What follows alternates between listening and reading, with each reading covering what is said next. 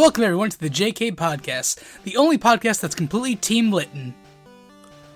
That's a resounding JK. No, all Team Litton here. Oh yeah, you're right, yeah. Yeah, Team Litton. Yep. Litton Yep. is the best Pokemon. There is no other choice. In my opinion, it should be all Littons when you get to choose. Yes, in your opinion. No, and yours too. Oh yeah. I'm Ken O'Connor, I'm Josh Brennan. and currently recording on June 2nd, 2016 at exactly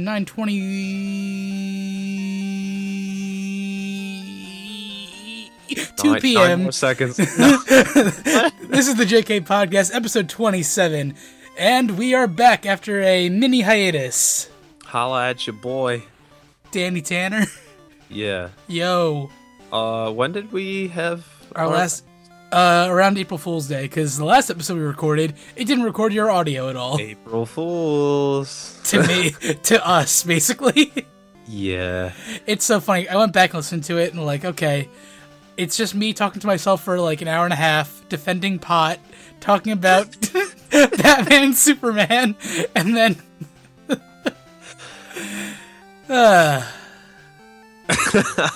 Good stuff. There was some good stuff there. Well, okay. Well, hi everyone. I hope you Yo. can actually hear me. Yeah, you're coming Because I loud and am clear. here. Yeah, now I'm actually really praying that I show up on the audio. Okay. You are. We tested beforehand. Everything looks fine. But I think- yes, so I think I we did- am alive. I think we did the last episode when I tested the audio. I think you were talking while I was listening to the audio. So I thought, like, You're oh, like, yep. he's coming in clear perfectly. Oh well, okay. So I'm here. You can hear me. I'm alive. April Fools.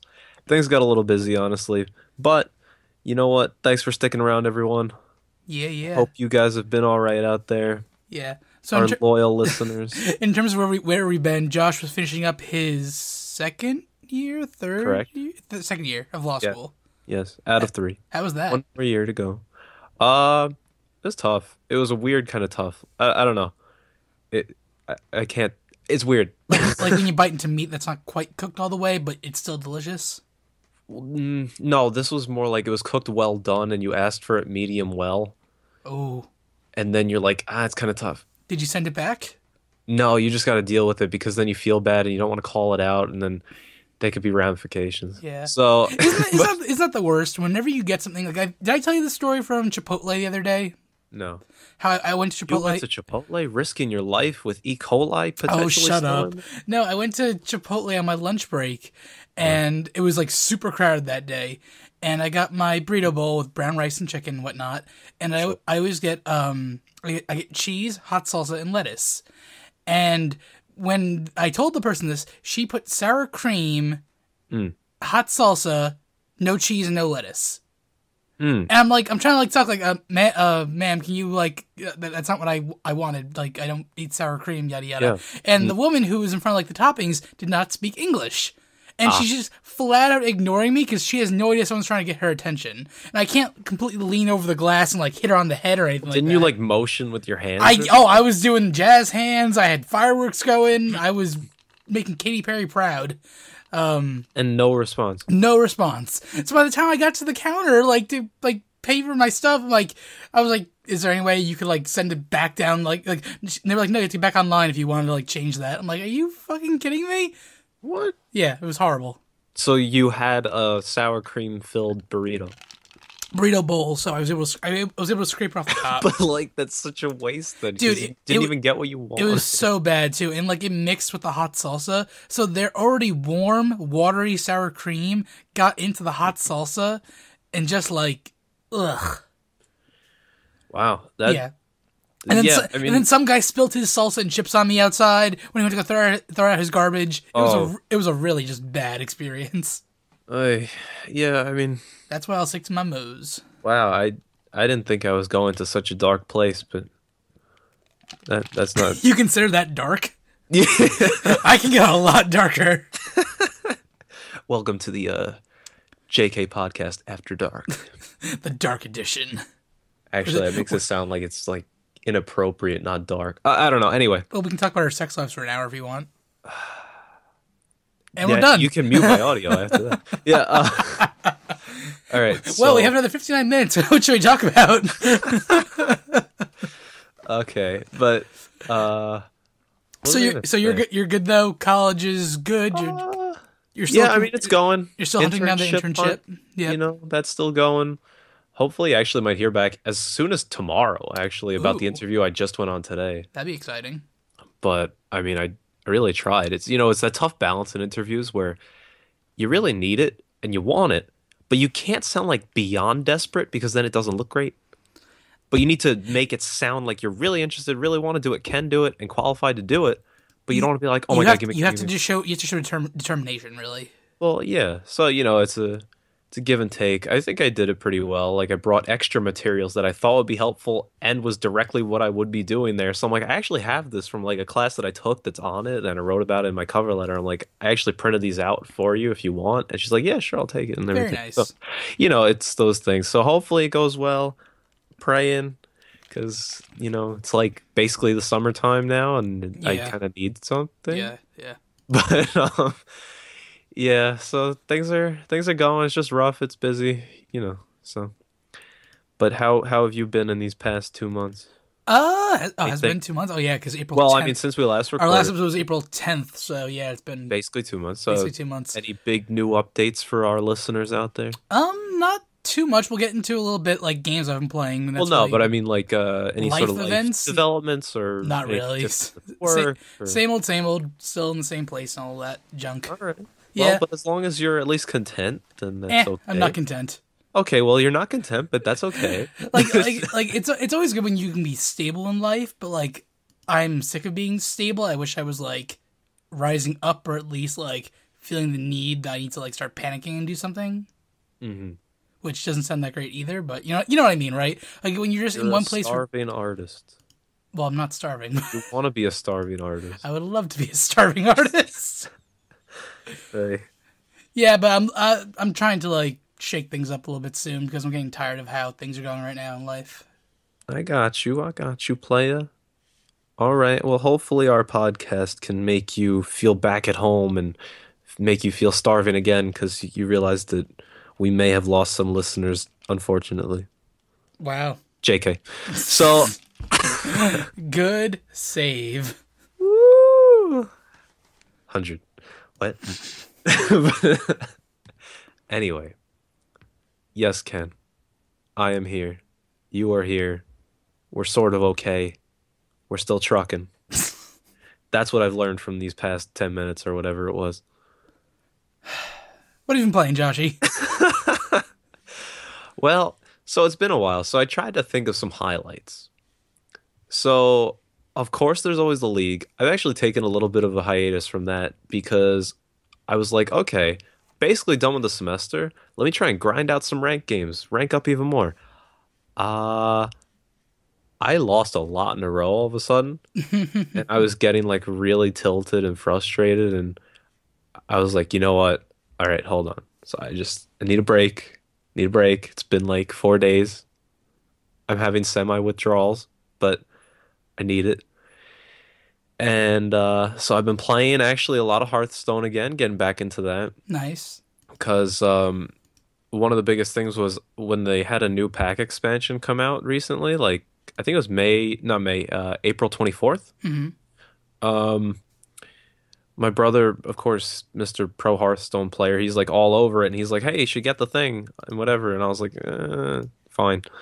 So I paid the whatever it is. It was like $50. It was like to reserve, not reserve, but like pre-order the packs, and you get a bonus card back, and it's technically a cheaper deal for certain cards, and so he promised he'd help me make pro deck kind of stuff, and I could play and rank up and whatever. So he was done with the semester finally, so he came home, made me some stuff. So I'm starting to play that, rank up a bit. So that's fun. New season just started yesterday because it resets every month.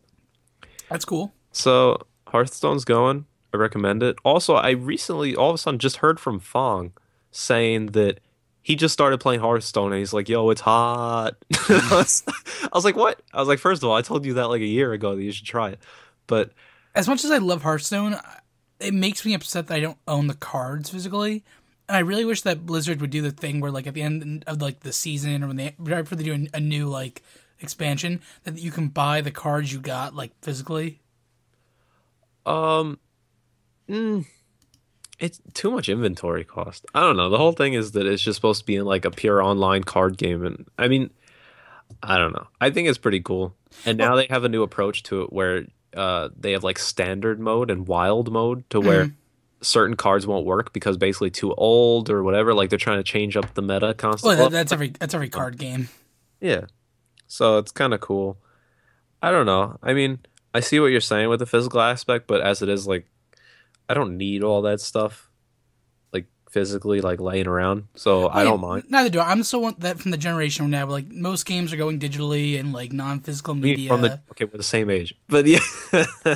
That mindset, I guess, then, where I still like having a physical piece of media anytime I can. Like, I will never buy a full AAA game digitally because I want to own the game in a box. So Yeah, when it comes to I get that. Hearthstone, I which get is that way of fully thinking. online, tied to Blizzard, yada yada yada, like it's cool, and it is the best business model and most efficient way. But like, I need something physical. Yeah, well, my brother has a Hearthstone wallet. That's not what I'm. Okay. I don't know. It's a cool game. It's nice to pick up. It's less stressful than League. It's a lot of thinking, though. Anyway, I've been playing that. Been playing some Enter the Gungeon that we've talked about. Been playing that Love here and that. there. I have to get back to that now that I'm done with a certain game. I need to get back to Dungeon. And we're supposed to be playing that co-op thing, man, at some point. Co-op Gungeon? Yeah. Dude, come on over and let's do some Steam You Team. what?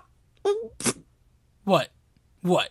What? That encapsulates my entire field of reactions. Dude, just come over.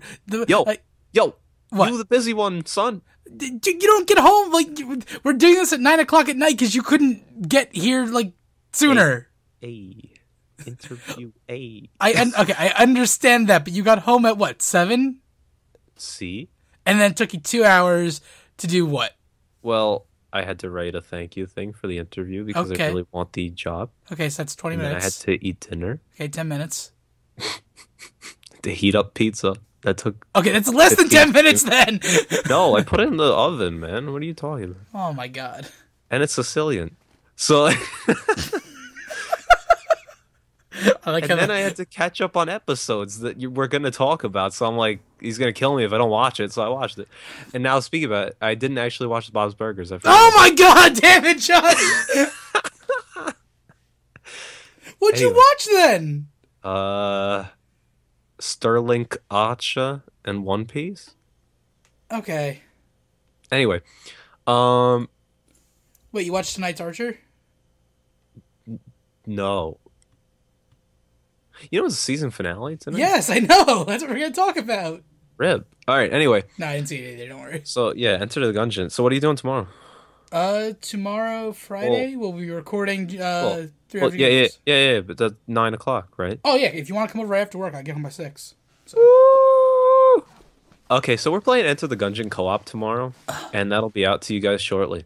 Aside from that, I did officially finish Pokemon Blue, Woo! just to update people because they have not known. I completed the Pokédex. Finally. Well, it's been done, but I haven't been able to share. And then I did technically start Pokemon Yellow, just Ooh. a tad, just because I'm, hearing the new news about Sun and Moon, and I was like, miss the Hypoo. Pokemon. I know. So I was playing that a little bit. I caught the Mankey, which I mistakenly thought was in every game, and I never realized it, but it's only in Yellow in the one grass that I was saying in Pokemon Red. I caught the Mankey. I absolutely destroyed Brock. Like, it wasn't even fair. I just used low kick and everyone died. Sounds about right. So that was fun. I also got the Pocket Jockey game that we talked about very briefly. I got the demo of it to download for the 3DS. And, I don't know if you played it at all. I have not played it yet. It seemed like it could be a cool concept. It's really not. It's like you're a jockey, and then they're like, all right, you're losing a lot. What can really help? maybe think of something you're good at. And the guy's like, solitaire? Okay. So basically, the way he races is by doing well at solitaire. So Yes. there's multiple times that basically a solitaire kind of thing comes up, but it's not really solitaire. It's like, It's like Spider Solitaire. is that what it is? It's like an over-under kind of thing? Yep. Yeah, so it's spider solitaire then. And you just go, And like there's more than one deck being used at each time. yeah, but Like like, there's multiple of the same cards. but like you just do it, and then it's like based on how well you do it, you can move a little faster, and then you want to move into a certain zone that's considered your comfort zone, level one, two, or three, and I don't know. It's like for some reason I thought it would be a lot better. It's Well, really not that great. well, here's the thing. You just played the demo, right? No, that is the game. Like Yeah, they no, literally but say did you that get to did you breed a horse? no, What? because you can only do that in the full game. Well, that's the thing. You can breed horses with different attributes that Yeah, affect but the card games and their yeah, racing speeds. but, You like can you, you can get your Ponyta. your horse though already has like attribute things that they show you and things you unlock based on how you did, and it does take effect into certain things. Basically, you get to play the life of one of your horses, and then you breed it and you start over. Basically, that's how the game works. It's keep breeding a new one. Once they get to the end of their year three Yeah, time, yeah. then you restart it. So I did all the way that. I won a few races, like notable ones or whatever. I got little trophy things in my trophy case, and they literally say, gotta get them all. Yep. And I was like, okay, Game Freak. But, you know, I don't know. It actually isn't that good. I'm surprised. I've heard nothing but really good stuff about it. It didn't really excite me that much. So, I mean, you can try it for yourself. Pocket Jockey, eShop, 3DS, it's free to download for the demo. I don't know. How much is the actual game? Like Because $7? see, that's not that bad. No, but like if I'm realistically not even really gonna pick it up or want to play it, like Are you a solitaire fan? Let me ask you that though. Like, do you I like don't solitaire? mind playing solitaire if like it's there. See, I because back when the iPhone like first had the App Store, I was addicted to solitaire for a good 2.5 years. Yeah, I mean then you might like it. I don't know. It really didn't do much for It me. looked like just a cute version of solitaire that has like a training at like it looked like it's taking solitaire and actually making it like more interesting. I don't know. It didn't really thrill me, but it's there. You could try it.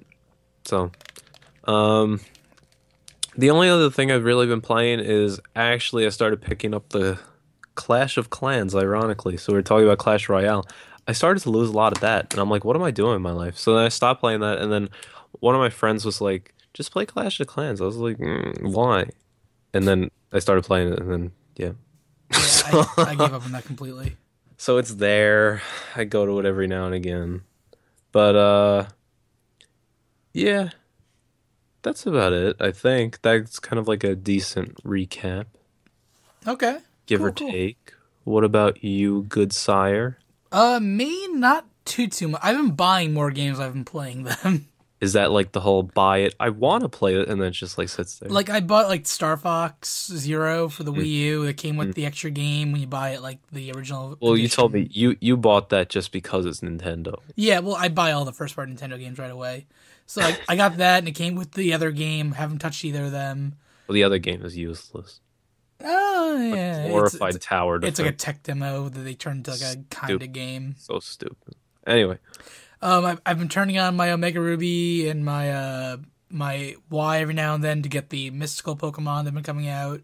I've been still very lazy with that. Manaphy is out now. For those listening to this, go get Manaphy. Just connect to the internet and download it. Mm. I should do that. I'm gonna forget about it, and then it'll be July, and oops. I got Uncharted 4, and then I realized, I've played Uncharted 1, 2, and 3, but never beat any of them. I should go beat them before I start playing this. That sounds like me with every Zelda game. Yes, it does. So I have Uncharted 4, haven't started it yet, but I want to soon-ish, now that I can stream properly, hopefully. Mm. Like, looking around my room, like, what have I been playing? Like, those are games that I obtained, but the two big things lately have been Afterbirth and Overwatch. So I'll start with Afterbirth. I finally completed it. Congratulations. Thank You're you. 1,001% done. Yes, the 1001%. It was so annoying too because I beat the game like a week and a half ago.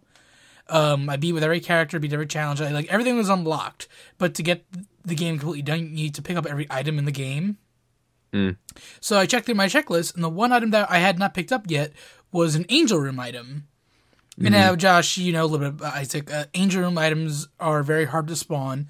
They show up less than half the times that a Devil Room will. And to get an Angel Room, you must go through a floor without taking damage, or not taking red heart damage, I should say, and also being charitable along the way. So don't blow up innocent little greed guys, donate money to the shops, don't take devil deals on the first or second floor. Like, you need to go through this entire process to get an Angel Room to spawn. And then once an Angel Room spawns, it's not guaranteed to hold an item even. Sometimes it'll just be Eternal Hearts or Soul Hearts or, like, nothing at all. So the chance of getting this item to spawn was like, I was going crazy. I was doing my Azazel technique where I play as Azazel on easy mode, just blow through the first 2 floors as quick as I can, get to the third floor. If it's on an Angel Room, I reset. And then just keep doing that. That's the most efficient way to normally get an Angel Room.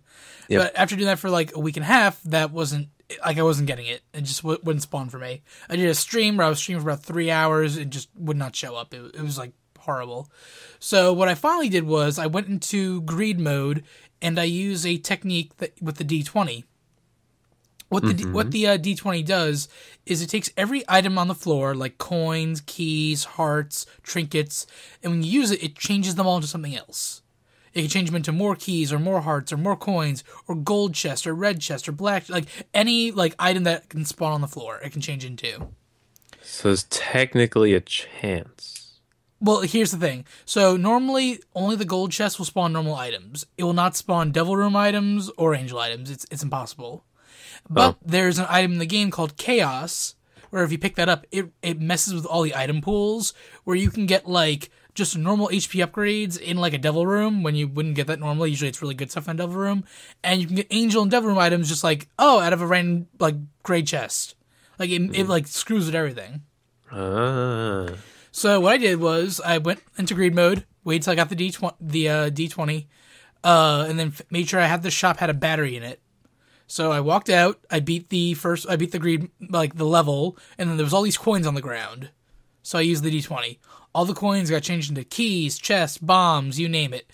I picked up just enough money to recharge the battery, opened everything, because when you open a chest, if a chest spits out like 3 coins and 2 bombs, then you just added more items on the floor that can be re-rolled. So I would do that, go inside, get the battery, re-roll, pick up like the dimes and the nickels, go back inside, pick up the battery, come out, re-roll, go outside, like just repeating over and over again until like the entire floor, like you couldn't move. There were just things everywhere. I maxed out my money to 99, went in the shop, just started buying every item that I could because it keeps replenishing the items. I kept buying and buying and buying and buying and buying. Ran out of coins, went outside. D20, pick up all the items, all the coins, back inside, buy. Finally, Chaos showed up, picked up Chaos, went outside, re-rolled, the chest started spitting out, like, insane items now. I just kept doing that. It took me about an hour and a half of that process until I picked up every item in the game. Every single item in a single run. And that's, if only that was an achievement.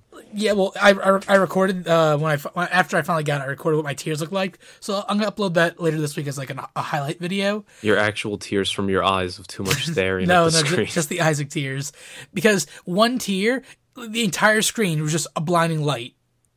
I could not see the screen at all, and it lasted like 10 seconds. I've seen those ridiculous streams sometimes on Twitch where like the whatever people like really good at it, they're playing. I can't even see what's going on. There's like so much stuff on that screen because they just, I don't know what they were doing. It all depends on the items you pick up and the order you pick them up in. Because there are some things that will be like times 2 your tiers and things will be plus 2 your tiers. So if you plus 2 your tiers and pick up a times 2 tiers, then you've more than doubled your tiers. Like it's like crazy, like the algorithm in that. But yeah, after doing this for a good hour and a half, I picked up the final item, which was the Sworn Protector. Stupid little angel orbital item, not even that great. And then I unlocked the achievement. I finished off greed mode because I was like, okay, these mega tiers are going to be cool, right? So I just went down to like ultra greed and like, boom, just gone. Like not even like a second. Well. Yeah. So I am officially done with Afterbirth. It's so weird now because like I've gotten so used to like, okay, let me sit down, do a quick Afterbirth run and like try to get the item. Like I don't need to do that anymore. Like there's nothing for me left to do. Like I don't have to do anything left in the game. I mean, you're literally done. Yeah, until Afterbirth Plus comes out, which adds a whole new character, a whole new chapter, a bunch of new items, and the ability for people to mod the game. Because this is the last update. There's not going to be another DLC after this point. They're making a system now where people can mod the game however they want, make custom like dungeons, custom maps, custom artwork, custom items. What? Wait, I feel it's weird when you look at like a life cycle of a game. I feel like that's when it's over. When you give everyone just like the sandbox capabilities, Well, here's the thing, like this, you can't come back from that. yeah, well, that's the point. He doesn't want to. But The game has run its course. Like, what more could you add into the game besides more items? And he's giving us the ability to make more items for ourselves. but but it's but But what? but that's your game. So You're you have to remember, this was a game he made back years ago called The Binding of Isaac. Then he made a DLC called The Binding of Isaac. What was it? Wrath of the Lamb. And then he thought he was done. Then he does an HD remake, The Binding of Isaac Rebirth, and now he did Afterbirth, and now he's doing Afterbirth Plus. This is the 5th iteration of this game. and He doesn't want to keep. He wants to do other things. He's working right now on a new game called The Legend of Bumbo, which actually looks really, really cool. The art style. And he's working on another Secret Project Gish game. He's still working on the Super Meat Boy game, the sequel with the other dude he works with. Like, he's working on a bunch of things. Like, he needs to be done with Isaac. but it's sad. Are we gonna have some sort of mourning or funeral or? No, dude, this is exciting. Like, people are talking about, like, there's one person who's making an entire Pokemon mod for Isaac. Yeah, but Where every enemy will be a Pokemon. well, How cool is that? sign me up and call me Sally. Right? Like, isn't that awesome? You can make custom items. Again, like, you can load in your own art and make your own items. You can, like, design your own floors. Like, he's turning the entire engine they've been using to make the game. He's making a user-friendly version of that entire game engine to give people to use. So realistically, how much money has this man made off this series? Oh, millions. Really? Oh, definitely.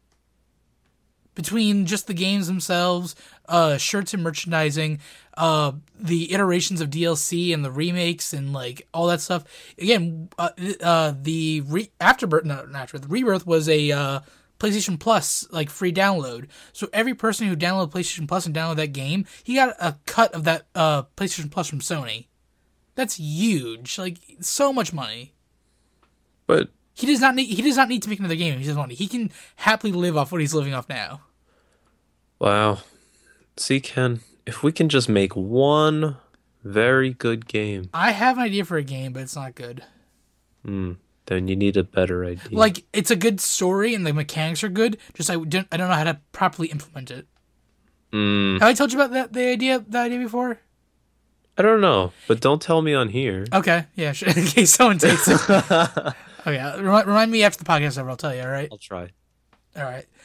So yeah, done with Afterbirth, waiting for Afterbirth Plus. I have no idea when it's coming out. So what in the world have you been doing with your life, Ken? Overwatch!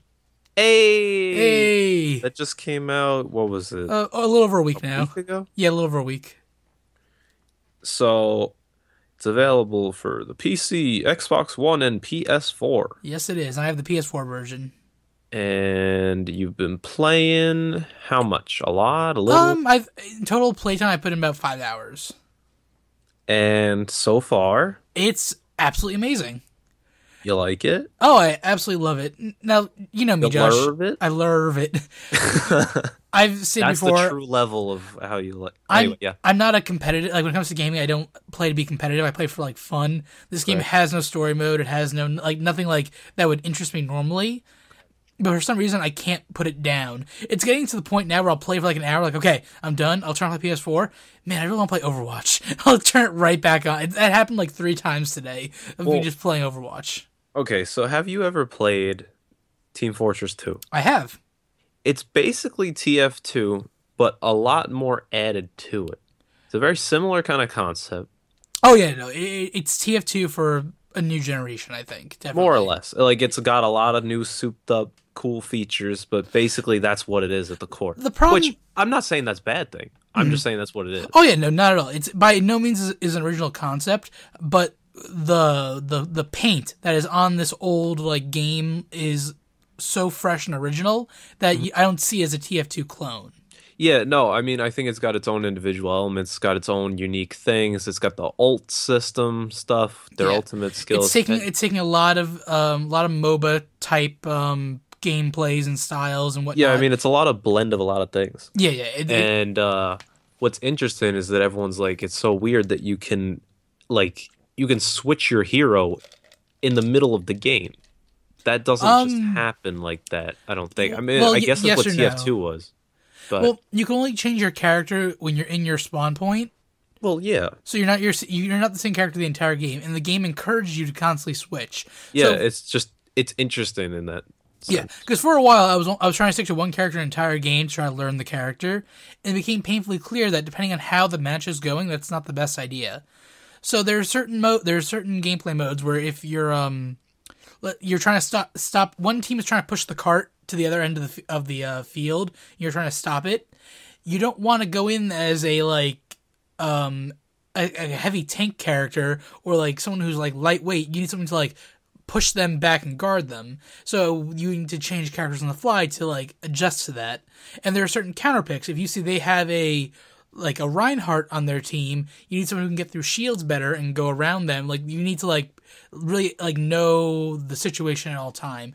Even though you have a character you love playing, like I have like a couple characters I love to play, I know that I'm not using the most optimal character in some situations. Well, of course. I mean, like, usually, though, in a lot of games, that's your risk that you're taking. Or if you do something like, I don't know, like an example in League when you play ranked, it goes back and forth. You pick a certain guy, then the other team picks a guy. So you kind of see and how you tailor it before it starts, and then you deal with it. Like, but this one's interesting is that it allows you to keep adapting during it. Yeah, So and it's it's cool. different. Before you begin a match too, as you're picking characters, a little like thing will say you have no tank on your team or you have no healer on your team. Like it'll tell you like if your team is balanced or not before you go in, which is very helpful. It probably won't stop some people. Oh, it definitely doesn't because you need to like it's more like hey, just so you know, you don't have any healers. Like, it's not saying like it's not a good thing or a bad thing because it's how you play. Like starting off, I really fell in love with the healing classes for a while just because it's like okay, I'm helping, just like being there to like heal and like resurrect and whatnot. Those are not that exciting. Kind of yes, kind of no. Again, here's the thing. So far, every character in the game, there's not one character that I hate or think is unfair or think it's a boring character. Every character fascinates me. It's good. None of them suck. None of them are better than others. They all have their own like counterbalances. It's very very like unique. Where like only one character has a sprinting ability. Well, So everyone else is running at normal speed. is that Mr. Winston? No. Soldier 76 is the sprinter. Soldier 76 plays like a Call of Duty character to get the Call of Duty audience into the game. He has the sprint, he has the assault rifle, he has the grenades. He plays exactly like a Call of Duty character. He sounds like the character worth playing, in my opinion. Here's the thing, I can't say he's a bad character because I've seen really good ones, I've seen really bad ones. It all depends on how you play and what the situation is. I mean, Ken, welcome to competitive playing. Yeah, I mean, but, like- that's what you get. You get that in League, Hearthstone, Dota, Heroes of the Storm, Call of Duty, Halo. You in every single game. No, you can be I someone. understand and then that. you can use it well. But in most games, you have to admit, there are characters who just are trash. There are some characters who just people never use. No, in a lot of these things, there's always a way. And people, like, that's why you have patches on these games. In every game that I've listed, there's been some sort of patch or something where they'll nerf or buff something that they find isn't playing well or something. So everything is relatively balanced to where someone could make good use of it. So, I mean, this is just another iteration of attempting at balancing. I've seen people, I haven't played it myself because I can't run it, actually, like on my computer. Mm-hmm. And I don't have a next-gen console that's PS4 and Xbox One. Yep. So I really can't play it, but I've watched some of the stuff, and it's the same kind of thing. I mean, you see certain ones that are really good for certain situations, like you've said. And so it's the same kind of thing. So, Yeah. I mean, I don't know. it just seems like a good game. It and feels different to me this time. I'm just happy that you're actually getting involved in something that seems it's relatively competitive, Yeah. more or less. I mean, they haven't come out with ranked mode yet. Well, the rank mode was in the beta, and they took it out, and they're putting it back in soon. Well, yeah, that's why my brother's like, well, I like the game, but I'm waiting until they add ranked again. Well, right now, I'm just working on leveling up because every level you earn a loot box open. Yeah, up that's what and he was stuff telling like me. I was asking about that. Yeah, and I love all the characters so much, and like they did like 4 little mini movies leading up to the game's launch. That's which, why, because you like that little extra stuff. Here's the thing: they've created such a cool world, and like, just I love the world. Like with Team Fortress, they're just like I don't have any connections. Like I've seen like the meet the medic, I've seen those videos, and like the characters themselves are like they're like cartoon characters. Like they're not really like they seem kind of like goofy and not really like these are all very like real characters who all have their own backstories. Like there's one character named Diva. She's a South Korean girl who pilots a giant mech. Her entire backstory was she was a StarCraft player. She was the world's best StarCraft player. She won so many like tournaments and whatnot. And then one day these alien robots came down to attack the Earth, and to fight back, South Korea made these these mech drones to fight them. But the aliens adapted to their technology, so they couldn't pilot them with like AI anymore. So they recruited video game players to control the mechs because they're basically designed like video games. And she was recruited, and she was one of the best pilots because she's one of the best StarCraft players. So she's amazing, and she pilots around her mech, and then during battle, her mech will be either destroyed or she can self-destruct it, creates a giant nuclear blast that wipes anything around it, and then she gets to like play out of her suit for a while. It's kind of like Zero Suit Samus, like after the armor falls away. Like she's like pretty weak, but like she's very, very fast too. And you can use your ultimate to call back your armor and then just wreck people all over again. It's very, very cool. That's Diva. Wow, they worked pretty hard on trying to recruit you, Ken, and it worked. Dude, they did an awesome job. Like They were like, how can we get this guy to actually play some of these games? And they're like, you know what?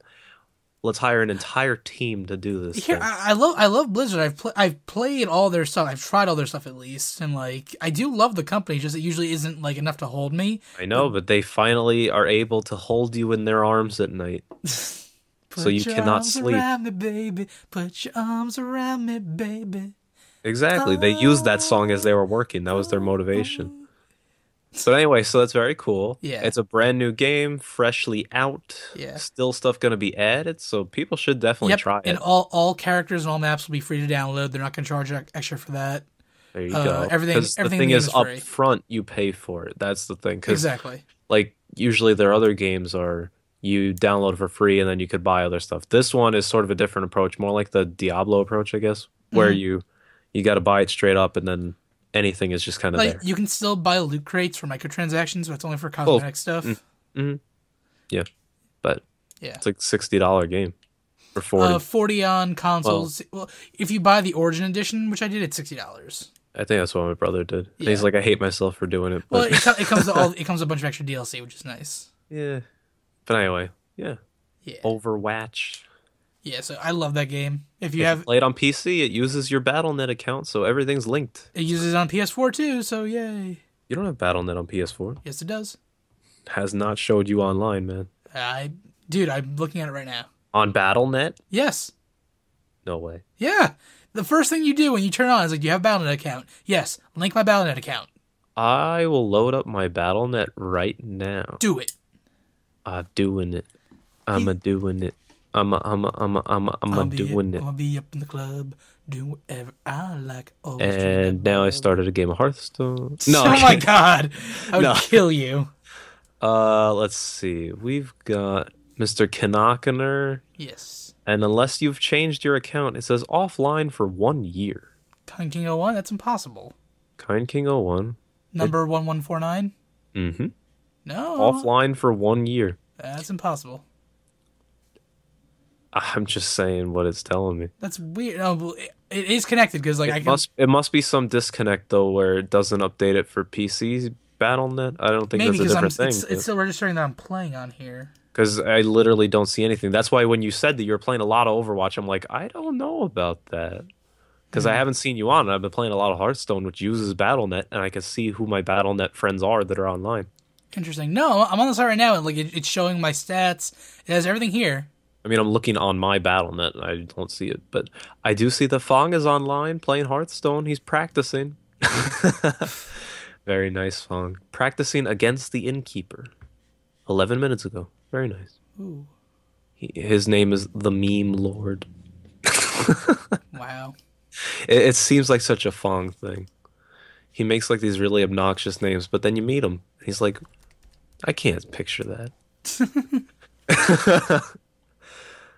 I don't know. Anyway, so Overwatch, BattleNet stuffs, cools.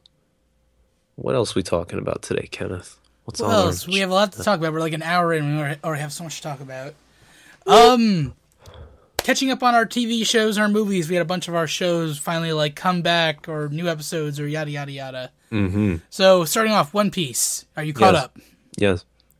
What'd you think? Do Flamingo. We haven't seen him in like. God damn it, Josh. He dead, son. No, he not dead. Yeah, he is. No, he captured. It's a problem with this show. Anyway, so, They're still in Dressrosa. yeah, they're still there, but now it's all turned to rubble, and the rubble's in the sky. So Yeah, that's fun. And like I'm still reading the manga. This looks so much cooler than it did in the manga.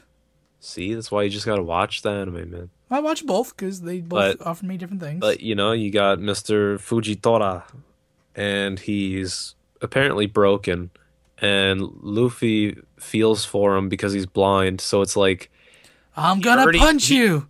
yeah, I'm gonna kick you. he needed a nerf, and Luffy's giving him a buff. It's like a terrible balance change. So, No, Luffy, yeah. Luffy feels for him. He doesn't want to fight him. He knows he's a good guy. Like know, but Luffy's you know well how aware much- why they didn't attack him for the last 3 days. I know, but now this guy's getting pissed because he's like, "Yo, you don't do that. This is how men fight. We just fight and we use advantages and do whatever. Don't feel sorry for me and all this whatever." And it's gonna create some whole thing, and then Yeah, eventually it's it's probably gonna let him go, and then whatever. But we'll see what happens. So they're fighting right now, so that's the whole thing. But it's still going. My girl Rebecca though, Soldier-san. love her. Yeah, she's fantastic. Yes. The episode. She doesn't even need pink hair. That's how great she is. Right? It does help though. The episode where she gets reunited with Kiros after like she's like runs to the forest for like an hour. And, Oh, I like, know. That was a long forest. Where was that forest the entire like we that was on never the outskirts of the outskirts of the flower field apparently, and she tripped over every branch imaginable. And she ended up being like some whole cut and bruised yeah, whatever. I was like, "Oh god." it was very cute But- though. Where she's like, I just want to live with you. Like that's all I want. They kept cutting back to flashbacks of like when they were all family before everything went to shit, and it's like, oh, it's so sad. It makes you want to be a father, Kenneth.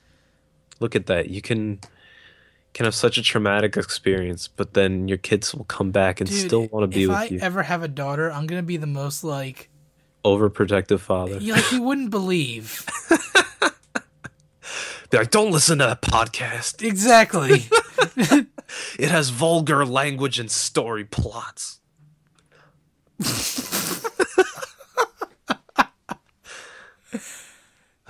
What is a pocket jockey? Sounds inappropriate. I meant more about like guys interacting with my daughter, but okay. Oh, no, I'm trying to just. What kind of shit are you listening to? What's the JK? Oh, this is my podcast with Josh from 12 years ago. Sorry, hon.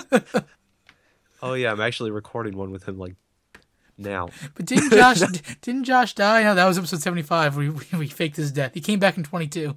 It was April Fool's Day 2020.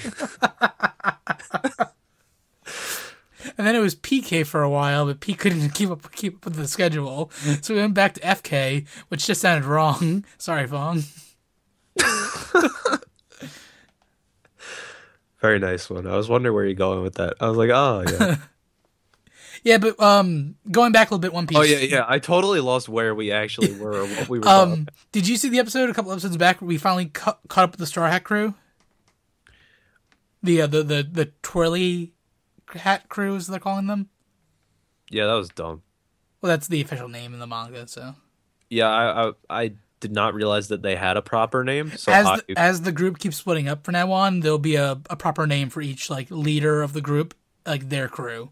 So it's based off Sanji's eyebrows. So they're the twirly hat crew. it was a little confusing because I didn't understand. Like, I feel like I missed an episode, but I don't think I did. Where Nope. it's like, Like they literally just like here's like what's going on, then no, they'll then cut they're away. like, get her or something. Like, who was her? So Yeah. I'm like very confused with that. Mhm. Uh, Now I keep thinking it's just Momo. They think it's a girl because he has a bun, but he turned into a dragon, so they don't realize it's him. I think that's what it is, but I could be totally wrong. Oh yeah, you are. I just think it's funny for me, just Yeah. because the man bun doesn't seem to work. No, it's great though because that scene they showed doesn't like in terms of like chronological wise, they showed that scene much later on in the manga.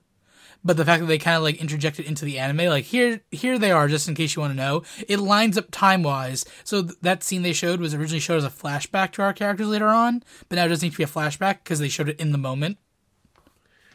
Okay. Yeah, it's cool. The next arc is very very interesting because in the manga now they're already past that arc, so now they're like on the next arc in the manga. So it's gonna be interesting though. I think like I'm really excited for us to get to this new area. All right. As the ice jiggles in the cup. Yes, it does. Um, yeah, so One Piece is One Piece. It'll keep going. We also saw a glimpse of Kaido Kido. Just Kaido. Oh yeah, when they showed like all like the what's going on around the world with all the people. Yeah, Kaido but looks intimidating. yes. I'm convinced that he can turn into a dragon too. Oh, that's interesting. Because you gotta think like what his devil fruit would be, and it makes sense that like I thought his devil fruit's just he can't die.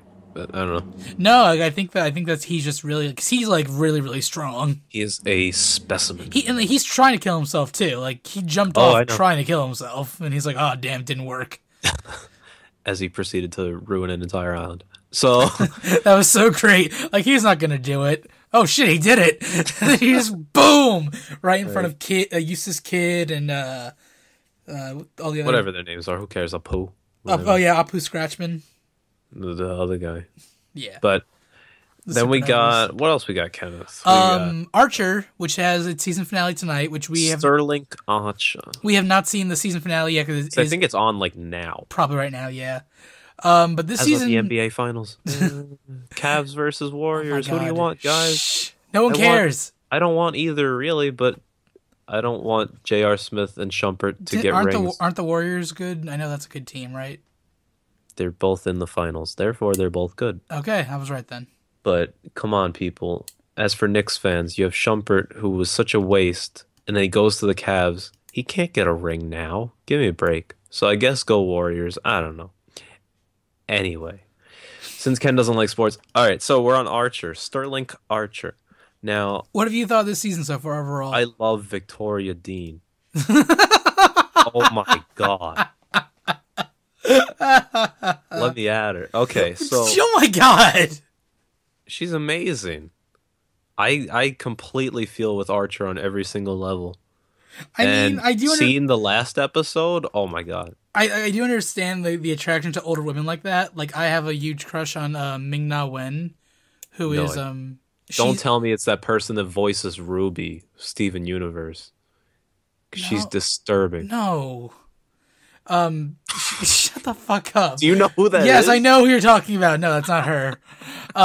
She's the voice of Mulan, and she plays Agent May on Agents of Shield, with your favorite person.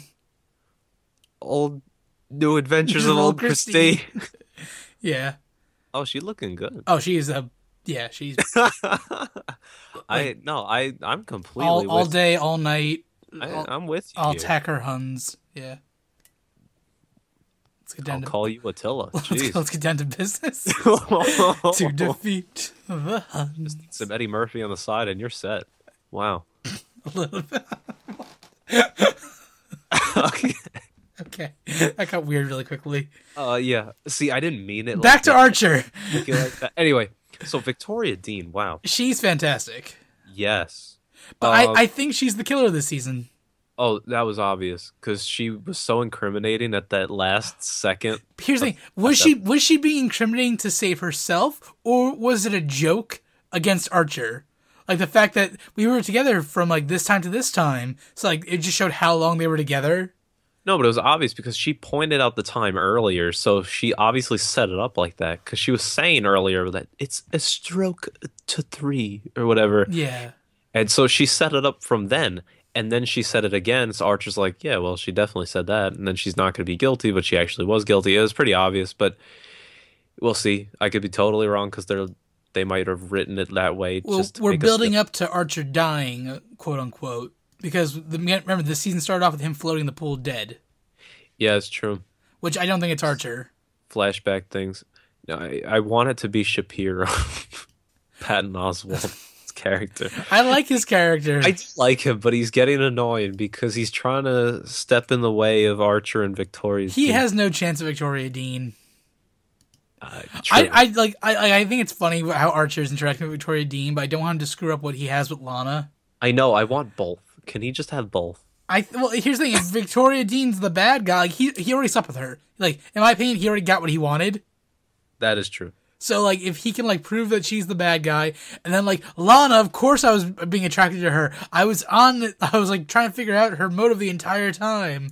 Like if he can like twist it, like I don't think like that'll happen, but. Yeah. Yeah. Well, I just thought it was really funny when like they were chasing that one guy for Slater, and then like Lana's talking to Archer and he's just staring blankly past her, and they turn around and there's that giant billboard of Veronica Yup. Dean. Do you think they're in pre-production? Oh my god! see, but like, I could see myself asking those same questions for fun. What, are they in pre-production? Yeah.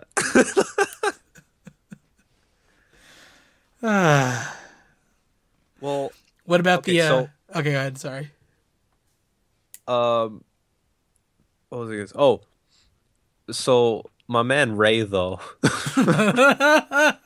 it was so funny with the episode with Krieger trying to make them all Hypnotize? like to hypnotize them, Yeah. and then oh, 'cause- okay, so then he thought he got Mallory with the hypnotizing thing, Uh-huh. Krieger, and she saw past it didn't work on her or whatever, like the super effective like hypnotizing spray thing. Yeah. And she starts like beating him to a pulp in the kitchen. Yeah. And then she literally takes off her heel and stabs him in the shoulder. And he starts freaking out. I don't know. I found that really funny. It's cooler whenever we see Mallory actually be a badass, because we forget that she's supposed to be like a super spy. I mean, I also love Krieger. And then Ray got completely like scared as he was eating his little biscuits or whatever he was eating. His crepes, whatever he got promised, something. He's sitting there with them on a little plate. He's just sitting there like horrified. And then in the most recent one, when they were getting their fake positions to work at, and he was like, "Please be makeup, please be makeup." And then she's like, "Grip." Well, no, it was funny because they were saying like, I signed you all to roles that best fit who you are. Yeah. And he was Grip. You see, he has the black hand now. And they catch him in like the makeup room with the wig. Yep. What are you doing here? Gripping? That was great. So I don't know. It's been pretty good. We saw Barry back this season. Yeah, I still don't like Barry. I hate him. I don't understand him anymore because here's the thing: he was a cyborg. Yes. Like he was part robot, part human. Like Yes. just like rebuilt. Yes. Now he's walking around just as a robot. There's no human component left of him. Well, yeah. But how? After all that's been done to him, yeah. Yeah, but how is that a thing? Like I'm trying to think of like the logistics of a cyborg. Like if he was a cyborg, if he lost like an arm and a leg, they replaced that with a robot arm or robot leg. Now we're finding out his entire skeleton was replaced with robot parts. There was a Yeah. part last season where he was shot through the stomach by Archer in the grain silo, and we saw his spine was like broken and like Yeah. through him. And now he like his spine is fixed. It's just a robot spine. Yeah. I don't understand like. Probably one of those like Frieza things. Is his brain in the robot? Is he all down to a chip now? I feel like like- he's probably in chips. I have no idea. I don't mean, like his character. You've seen Krieger and his secret thing where he has body doubles of everyone. I don't know anymore what's going on. Yeah, I just the Barry thing just bothers me a little bit because they've gone so far from what it originally was. I think. Just wanted to see his mother. Come on. Yeah. How great is it that they keep finding the flyers? Oh yeah, we talked about that. I love that with the flyers. Everyone's like, "Oh yes, I saw your flyer," and then they hold it up, and Archer just gets so angry at it. Yeah, like damn it, Pam. Yeah. Just 'cause it was so funny that I thought it was just a one-off in the first episode, and it's been every episode since. Yeah. It gets I, funnier and funnier to me. I also love how it's the Figgis agency or whatever, but Mallory completely takes it over. Yeah, like she's still like fully in control of this agency. So he keeps getting so mad that like they're not calling it the proper name. And she keeps just shutting him down. I find it really funny, but I feel for the man too. Yeah. I partially see myself in that. I'm like, oh God.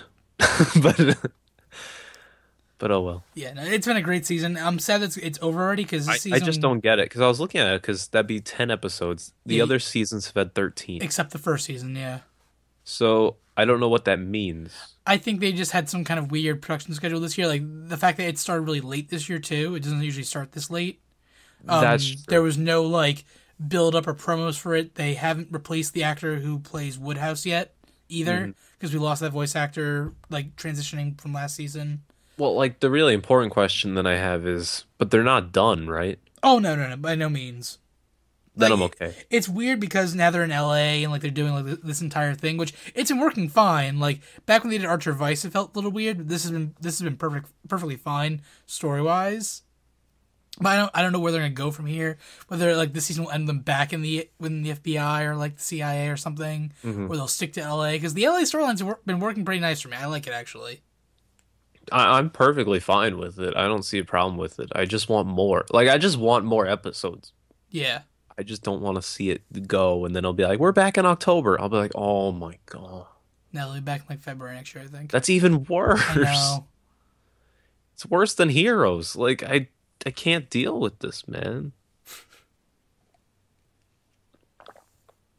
I can't deal with this, man.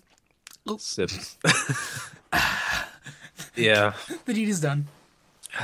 seriously.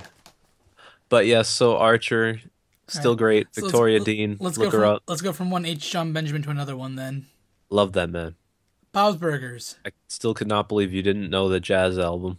But anyway, I don't know everything. As tuned as I am to like all things social media and TV and whatnot, I'm not fully tuned in, Josh.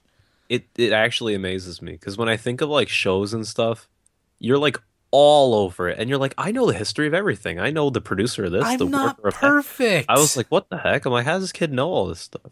But I'm like, hey, he's got a passion for it, sure. But you didn't know that. stop it's rubbing okay. it in. It's okay, Aisha. Oh my god. All right, so Bob's Burgers, man. So You apparently ha- I'm one episode behind, Yeah, you haven't seen the Stuck in the Bathroom episode but still a great show. yet. Um, I don't even know what there is to say. It's just such a good show that I always like it. I'm just Gina's sad always you haven't obnoxious. seen the final episode because the final episode could be treated as a series finale if they wanted to. But is it? They are coming back, but like this season was like shorter than usual and kind of rushed, and like Everything that H. John Benjamin touches just gets shortened. You can take that any way you want. But but yeah, like the episode was like it was really good. The final is a musical episode. There's a really good musical number in it, and like every character is in it, and like it's like it could have been a series finale, but they haven't been confirmed for another season. Just how long and when that'll come out, we have no idea. So all right. Well, I do like the show. I'll have to watch it. We'll talk about it next time then, I promise. did you see the horse when Tino goes to the horse camp episode? So dumb. It was funny. I but it just was really, dumb. I just really hated the ending because I'm like, I really wanted her to like overcome and actually ride the stupid horse by the end. Oh no. I like the ending more. No, the ending was stupid. It was such a no, classic no. ending. It was so stupid. And Bob's like, we spent money for her to do this. No, it's perfect because I love that stuff because I would have said that exact line if I was Bob in that situation. And you know I would have said that I know based you on would have. any of your premonitions or stereotypes or Wow, whatever. Throw in. wow. Oh, you know it's true, Mr. Resident Jew. Give me a break. I heard you. Yeah, that's a valid comment. I listened to the episode today. They came out, by the way, Tag Season 4. We're back again. I'll mention that We've later. been But back yes. since January. But yeah, but like back again. Still in Season 4, but back. Guess who's back? But yeah, man. Yeah, shush. Wow, you've never raised your voice like that to me before. That's right. Oh, speaking about that, okay, little side topic, but Patton Oswalt Archer, Oh yeah, fantastic. he's obviously was also in King of Queens, which is Yes. also now coming back. Not coming back the show, but Kevin James doing a new show called Kevin Can Wait. Apparently, it's going to be on one of the major networks, and they're filming it out on Long Island. Ooh, Very interesting. that's very cool. Um. Anyway, so last night, of course, I always watch those when they're on TV. TV Land, great stuff. But then it goes to the old adventures of new Christine, or the new adventures of old Christine. I don't even really like that show, but it's there, so I try not to watch it. But anyway, so they, you know how it goes in the reruns of the shows where like they'll try and do it in order, they skip around a bit, and then it'll restart, go back to the pilot episode, whatever, right? Hmm. So they had Patton Oswalt there on the first episode. They're busy playing like poker or something, and he gets so fed up. It's funny because he starts yelling at the top of his lungs. And based on like the audio back then in like 1990, I don't even know, like six when it came out or something, Hmm. he was really peaking the audio. Like you actually heard it get fuzzy as he's yelling at the top of his lungs. Wow. It was hilarious. I thought it was really funny. So when you're saying yell at the top of your lungs, I saw that last night. I was dying. And it's sort of like a tie-in circularity thing. I don't know. I get it. Patton Oswalt's the man. Anyway, so yeah, Bob's Burgers though, it's a great show. Tina and the horse though. Note to self: do not pay for a daughter's horse camp thing. Not worth. But Jericho was a little pushy. But I you know know, the one part that made me laugh, and I got so mad that I was laughing at the end, was when Tina's doing her stupid routine where she's like kind of like skipping around the ranch, and the horse instructor is so impressed, like she has perfect form, like she's like blown away by Tina's performance. well, yeah. I mean, I don't know if I found that funny. I was just like, Just like I don't know, like 'cause she was a jerk to her the entire time, like oh I blah, know, and I like you know. know this, blah, and yet like everyone's like, Dad, I want an imaginary horse. Like, no, honey, we can't. I don't know. Just the ending pissed I me know. off, but like, she has perfect form. Like, it I made know. me Well, laugh. she gave her Plops because she hated her, and Plops was And stupid and Plops kept terrible. knocking the photo out of her hand. Oh, that's good because it brought another, oh, and then it gets smashed to the ground too. That was great. Like it, that was one of those like I knew it was coming, but I still thought it was funny. Yeah. Oh, good stuff. Um, yeah. So I'll get back to everyone on that All right. final episode. But if Now, you haven't watched it, do watch it. now to our two big recurring shows, Adventure Time and Steven Universe. Let's do Adventure Time first. So You're all caught up, right? correct. So I mean, we're not going to dissect everything, but last we left off, mhm. we had just seen Broke His Crown. Which one? That's where Ice King's crown. Remember Betty messed with his crown, and Yeah, then yeah, we that's didn't, we the. didn't see the You know what it was ramifications. though? I watched so many of them in a row. I forget which one was in what order. Okay, But but yeah, okay. yeah. Well, Betty messed with his crown back during January during King's Ransom, and we finally saw the effects now and Broke His Crown, Yeah. where Ice King was freaking out and his crown was freaking out, and Bubblegum Marceline used a VR program to actually go into the circuitry of the crown, Hmm. and we see that it traps the personality of every single person who's worn the crown in the past. Hmm. So we get Pamela Alden back as Gunther, which I love her voice. It's just Bobby from King of the Hill. Oh yeah, my man. And we got reunited with Simon Petrikov, and they did a really small thing, which I really loved, where he apologized to Marceline. Like last time I was Simon, I was so concerned with getting Betty back. I didn't like properly like acknowledge you or give you like the love and attention you needed. And like she's like, no, I completely understand. Like that's such a human thing that like I would never in a million years expect from a kid show. Never. Like I it's could have seen it. it's just a small little thing, like a small detail that a character cares about the feelings, like the minute feelings of another character. Because she didn't seem upset about it when it happened. Like there was no comment about it, nothing like yada yada. He just like this hasn't bothered me for a while, so I wanted to tell you this. I don't know. There's something really sweet about that to me. Whatever makes you happy, man. Yeah. But I thought it was really funny when they sat down to eat and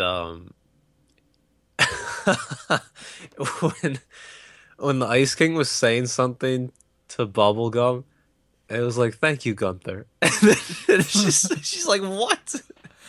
Just called me Gunther. And And then Marceline's like, he Marceline's calls like, he everyone calls everyone everyone Gunther. I thought that was hilarious. I was Yeah. dying. No, but I love how that they're slowly like learning more about him and whatnot. And like when they went inside, they met the original Gunther now, so now they know where the name Gunther arrives from. And Well, like, mm. like I don't know. I feel like the more they learn about like the things that are happening, like the better. Well, yeah. I just love PB, man. Dude, the episodes where like she's not in her like normal princess gear, like when she's like dressed up kind of like fancy, like to Yeah. hang out with Marceline, like the two of them together, I ship it so hard. I just thought it was hilarious when Finn got those eyes and Oh, she turns into a boy, well, it wasn't a boy, but it like was a like tomboy, like teenage looking kind of thing. yeah, I thought it was funny. Like, oh god. But yeah, I mean, two of them are good. Got my boy Finn trying to repair Flame Princess relations, and then the Flame King got let out and now leads. Oh yeah, Uh, well, that's jumping ahead a little bit, but what do you mean jumping ahead? well, after broke his crown was Don't Look. Oh, I don't know. I That's mean, that's the we're not going episode by episode. well, we're only tackling the big things. So, like Don't Look was just that Finn got those eyes and was looking at things, Mhm. and the thing that really stood out when he looked at BMO and BMO turned to a little angel and That flew was away. amazing, and they flew off, And and then then at the very end of the episode, he comes crashing down. Like I just had the greatest dream. yeah, But okay, but Bun Bun, we're not there yet. I love Bun We'll Bun. talk about her in a second because She is my favorite. we'll talk about her in character. a second. I'm Bun Bun.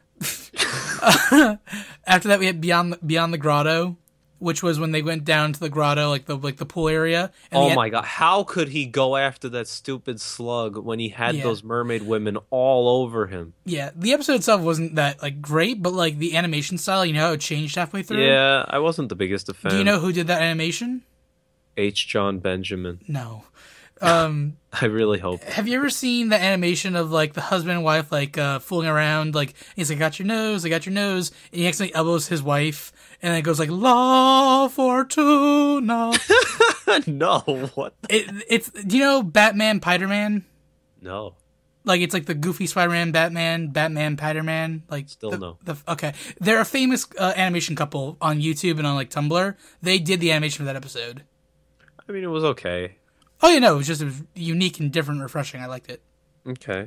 Then we had the Lady Rainicorn episode, which Oh, it's Tina. yeah, When did that happen? Tina, Louise, Jean, they're all their kids.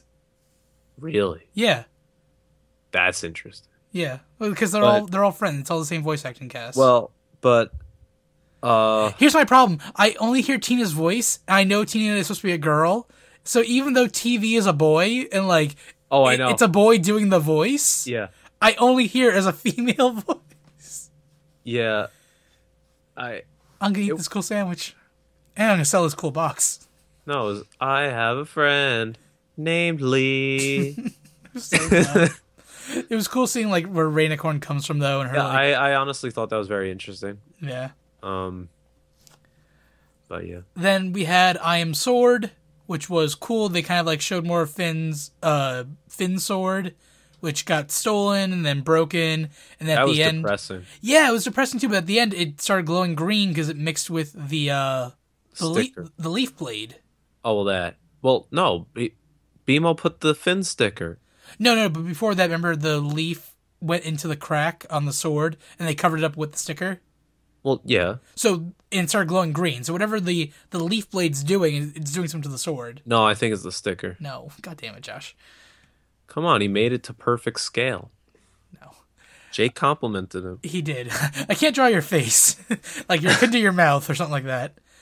right. What was the other thing though? It was maybe I'm forgetting what it was. What was the episode? Oh no, I'm not up to it. Okay, keep going. Okay, after that is Bun Bun. Bon Bon. Bun Bun was great. Bun Bun voiced by Ashley Birch from Hey Ash, What You Playin', and she's been on the storyboard team for this for Adventure Time the last 2 seasons. Okay, honestly, Bun Bun is my favorite character. So adorable, hilarious, and just Hi, I'm Bun Bun. I loved it. I can't. I enjoyed that episode so much. It was a very good episode from like like Bun Bun was great. The storyline, like with like the evil Flame King, was good. Not Jake, Finn and Flame Princess, Finn and like Flame talking Princess. things out. Like that was like the most human like post breakup relationship like thing ever. And Like, you had Cinnamon Bun doing Yep. the whole thing and learning and whatever. And and like he misses his old life. He misses being like silly, but like he kind of like it was really good. yeah, it was such a good episode. Bun Bun is so adorable. Hi, I'm Bun Bun. Ah, And what was like I don't know. I have to go back and watch it. It's just like I feel like everything Bun Bun said could be a quote for you and me from now on. so good. So funny. Look at the squirrels. This is where the squirrels live? I don't even know. Yeah. It's just so good. Bun Bun, greatest episode. Yeah. Keep going. After that we had Normal Man, which after Magic Man lost his insanity and gave it to Betty, now The tiny manicord. they keep bringing him back, which I love. I thought he was funny. But this was cool. He was trying to get his brother who blew up. But the comet blew up his brothers back a couple, like I think last season, 2 seasons ago. He was trying to get them back together because he's like sane now and knows how to do these things. And then like his brother, like, you know what, you are a good guy again. You can go rule Mars, which I felt was a cool character development. So it's interesting. We'll see it come back at some point. Well, I just really hope that he doesn't become Magic Man again, like because I feel like he has to take. I feel like the insanity that Betty has now is like it can't be destroyed; it can only be transferred. I feel like he's going to sacrifice himself to take it back and become Magic Man again. Maybe. I don't know. We'll see. Yeah. I just like how he like everyone's like, oh, it's Magic Man, Normal Man. Oh, sorry. Yeah, I don't know. I mean, I still don't like him that much. Yeah, I like him better as Normal Man now Well, because again, his entire backstory was so depressing, yeah. and like I'm glad that like he can start like making amends finally. Mhm. Oh no, really, really funny when he gets to the planet and no one trusts him, and like, yeah, you made us all as bald. You turned me into a can of fire. It's like, but guys, I brought brownies. Then it just zooms in on the can of fire. I really want to eat those brownies. That's a line I would say too. That's good. It's very clever. I like that's the thing about Adventure Time. It makes me laugh. So Yeah, again, it's just such a well crafted show. Oh. Yes. Oh wait, we're not there yet. We're not there yet. Next up is Elemental. This is where Ice King finds the ice elemental underneath his kingdom. That was interesting. And this brought in a concept we've been seeing for a while now, where there's always 4 elements: Yes. fire, ice, candy, and slime. Yes. Which candy and slime, what the fuck? But Sugar nice, sugar, spice, everything nice. Yeah. Chemical X, you know. so same kind of we had deal. seen this back when we saw Master Evergreen, because there was the 4 elementals at the time. They made the crown, and then Yes. they die, they reincarnate, die reincarnated, and so now we have this new ice girl who she's kind of a bitch. No, she is. I couldn't tell like what her deal was the entire time. I thought you would have liked her. Like I just didn't know how to feel like, and then after she captured Flame Princess and like kind of like put out her fire, because like Flame Princess is still like my favorite of all the princess characters, more than Just- PB. I know, it's close though. It's close. I love that lady. Yeah, The PB man, peanut butter. It's great. yeah, but yeah. So Oh yeah, wait, you making that tomorrow? oh yeah, I'm bringing the bread and the stuff like that. Oh yes. Yes. Anyway, okay. But yeah, like it just brought like they didn't get rid of her at the end. She's just like slimed up there for a little bit. So they're definitely bringing her back, and that's gonna be like a much larger plot element, I think. Yeah, I mean, I actually thought there was going to be a better thing with her, and then I don't know. Yeah, I mean, I wasn't feeling it. I think they're building up to her because like they showed the flashback, like she showed herself encasing herself in ice right before the Lich was born. It was really strong ice. Yeah, like it was like crystallized and like patterned, like way better than Ice King's ice. Ice King was really trying though. He was putting on the moves. When he tried doing like the ice and like was like, he's like, I'm doing a lot of ice magic this morning, so. But like, I don't know. He was trying to flirt with her, and I thought it was hilarious. But Yeah. So I'm excited to see where that storyline goes. So I feel that's a very cool thing they've introduced. mm-hmm. And we saw like PB, we saw in her past, like PB has many past lives. We've seen those past lives. We saw even back to when the nuclear, the mushroom war first happened, and we saw like that sentient bubblegum taking care of Simon and Marcy. So like again, like it backs up how bubblegum could still be like around and whatnot, and like reincarnated. Like it brings in a lot of cool themes. Yeah. And then, last but not least, we had another Fiona and Cake episode. Oh, it's terrible. 5 short tables instead of Graybles. I hate those episodes. I hate Cake. Cake is the worst character to me. Like, she's Racist. not... Yeah, it's not a good, like, opposite of Jake. Yes. Like, everything else felt, like, fine and good and made sense, but that one just, it rubbed me the wrong way. I agree. It's never rubbed me the wrong way before, but there was such an emphasis on her in this, like, plot line. Flapjacks gets me really flustered Yeah. for some reason. Like, Fiona is cute as a button. I like her personality, and she's all, She's too like... big. Too... What do you mean? Too big. How big? How? Like, tall? Both. What do you mean? Mainly tall. Josh. Too tall. Oh, you are so close. Finn is so much smaller. No, they're both the same height. That's the entire impossible. point. No, the only difference is Finn has, like, spaghetti arms and legs, and then, like his body's mostly, like, square-like, where they drew Fiona like a real woman. Like, they gave her, like, curves. That's the only... See, you turn into... Yeah, I know. We'll get there in a second. But no... Wait, those were all the episodes? Yeah. Although maybe I was a little further behind or something. Because, okay, the greatest episode I thought was with Finn and the Huntress wizard lady. Oh, that was back during Flute Spell. That was March.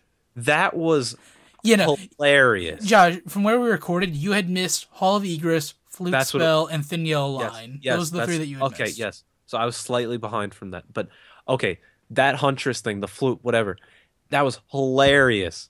Oh, my God. When you had Jake on the side trying to get them to admit feelings for each other, so funny. And then I love when Finn does his little scream thing and he goes, ah!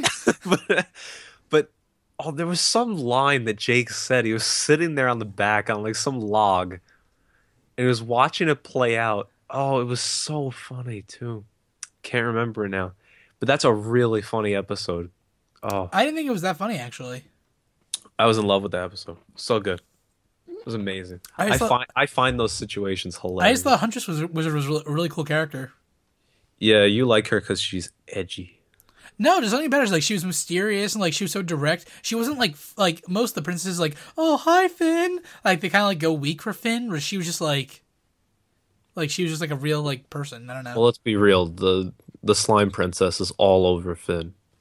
Oh, yeah. And like, it was cool. Like, they found like the boar. And he was like a thundercloud boar thing. Oh, and that was funny because you just need a tusk. Oh no, not that. When they found the wizard guy, and then Jake was like, still not really sure if they were dating. That's right. That's right. Are you his Are you like apprentice? Or are you together? And like, still can't tell if you guys were together. Like, those little it was so funny. I'm telling you. I wish I could do a better job of quoting it. Jake was definitely funny the entire episode, but like the entire time, I didn't think Finn had feelings for her. I thought he was just helping her out. No, at the end, when Finn's like, my boy Finn's a player. Come on. Well, at the end, when Finn's like, yeah, I did have feelings for you, and like they kind of like talked, and like it was just such a real like. Oh, thing. Of course. I don't know. And I thought it was really funny though, because like the dialogue and like Jake pushing for some sort of relationship thing, maybe like I could feel like it's totally like a real life thing. You totally have the hots for her. Exactly. So I don't know. It was a great episode. I really enjoyed that one. So that's just another one. Anyway. Yeah. Adventure time. Come on, grab your friends. All right. We're up to Estelle and Steven Universe. Woo! Okay, so now we need to talk about Steven Universe. It had a weird like thing going on. Watermelon. Well, not just that. So the first season of Steven Universe was 52 episodes. Sure. Season 2 was sanctioned for another 52 episodes. Sure. For some reason, they cut it in half. Mm-hmm. So our last episode was back in January. Yeah. Where we had log date 7/15/2. That's when Peridot finally tells off Yellow Diamond, becomes a crystal gem. That was all cool. Mm. And then we haven't had an episode again until May. Yes. And according to the official, like, all the things, this is the start of season 3. Interesting. So they took the 52 episodes in order for season 2, decided to take a big break in between, and now season 3 is starting with the Watermelon episode. And going forward, this is all season 3. So basically, H. John Benjamin is somehow involved in this. Stop with the doesn't make any sense. Well, he's cutting everything short. Anyway, so um, So all these episodes were fantastic because Steven Universe got to the point now where every episode's important in its own way. yeah, I kind of miss the just casual, hilarious episodes that don't really do much. Yeah, but I think Well, actually, this very last one really didn't do much. um The new power, but like everything else was yeah, such that's true. But anyway, Okay, so starting off, we had Super Watermelon Island, which Josh, you were finally happy to see because we've been teased about this one for like forever. I was a little disappointed. Yeah, because wasn't really about the watermelon people. And it was just like it was there. It's been a known thing. I was hoping for like a Miyazaki-esque, like just the entire episode would have been just the watermelon people. At the end, Steven wakes up like, huh, like it was just like it was its own self-contained story. Yeah, I don't know. It was weird. It was just like a known thing of like that is an island. Everyone knows about it, and apparently then Steven wakes up and he is a watermelon and Yeah, well, we've seen Steven can astral project back when he was like visiting what's her name, Lapis in her dreams when she was trying to hold back Jasper. Mhm. So we've seen they can astral project. We just never seen him actually take over the body of someone else while astral projecting. but like I mean, I thought it was kind of funny how he became a sacrifice to the Yeah, to actually the whatever thing chained up Malachite, whatever. Malachite. Yeah, But I don't know. It I'll didn't let- actually do much for me. The watermelon people. yeah. I like whenever they like got killed, they turned into like slices of watermelon, like perfectly cut. That's true. Fair enough. But yeah, Yeah. I don't know. It was a thing, but But- basically that marked the end, I guess, of Of Malachite, yeah. Yep. Yeah, because we saw Alexandrite reformed, and they shot the arrow and split the two of them apart. But then, like, it was weird, because then, like, this is technically a two-part episode, because then as they crash down onto the island, the cluster starts waking up, and it opens the earth, like, it cracks it open, and Jasper falls through the crack, and Yes. they catch Lapis, and they just leave Jasper in the crack. So we have no idea where Jasper is right now, and I'm terrified if Jasper makes her way down to the cluster. What that could mean. Like, I don't know what they're doing because like now she's underground again, and I don't like that. that's interesting. Yeah. And then we go into the cluster episode. Which very, very disappointing to me. Yes. Like entire. Okay, I thought it was they cool though how they built- literally broke out a Nintendo 64 controller. that was fantastic. That was Yes. fantastic. Yes. And like their talk going down, like they've been building up the cluster for so long. Like I thought it was gonna be this end all be all, like final boss, like season finale thing. Yep. And they get down there and they don't really, it doesn't do much. It doesn't explain anything. It's just kind of there, and then he kind of talks to him, and then he hears voices of they must do it, whatever. Yeah. And they end up like self-bubbling themselves. Yeah, Steven starts bubbling them, and they copy what Steven's doing, and they all work together to get themselves from But like, forming. first of all, it doesn't really do much. So it just means that they can't necessarily break out right now. Yeah, they can't form unless someone pops all the bubbles. But they were the ones that formed it, so I feel like they could actually pop it if they could. And there's- I don't know. And they're still stuck together, and it's still just there. Like it doesn't. And then they just kind of play it off as, yeah, that's done. And they didn't explain how like Steven like went into like their collective consciousness or anything like that. It was just done. That's it. It's like, okay. I really think they're gonna go back to it, but like God, that was such a disappointment. Yes. They took a hiatus for that. Well, here's the thing: I don't think there was supposed to be a hiatus. They were just supposed to continue on. I know. But now they made that the season opener. It's like, okay, you blew your what could have been an awesome finale on a 2-part opener. It's like, what the hell? Yep. Yeah. So- So I was not a fan of the cluster thing. Like, I love Peridot and Steven like working together and going down. And like, he's like, why'd you make this so small? How'd you expect all of us to fit in here to begin with? And she's like, never mind. Yeah. Yeah, I don't know. Yeah. Then we had the Lapis Lazuli episode, Same Old World, where Lazuli. Yes, Lazuli. I don't know. Lapis. Lapis Lazuli. Lazuli. They say it weird. It's Lazuli. Lazuli. Lazuli. I'm gonna say it wrong every time now. Just say Lapis. Okay, Lapis is on Earth, and she doesn't like feel like she fits in anywhere. She wants to go back home, but she knows she can't.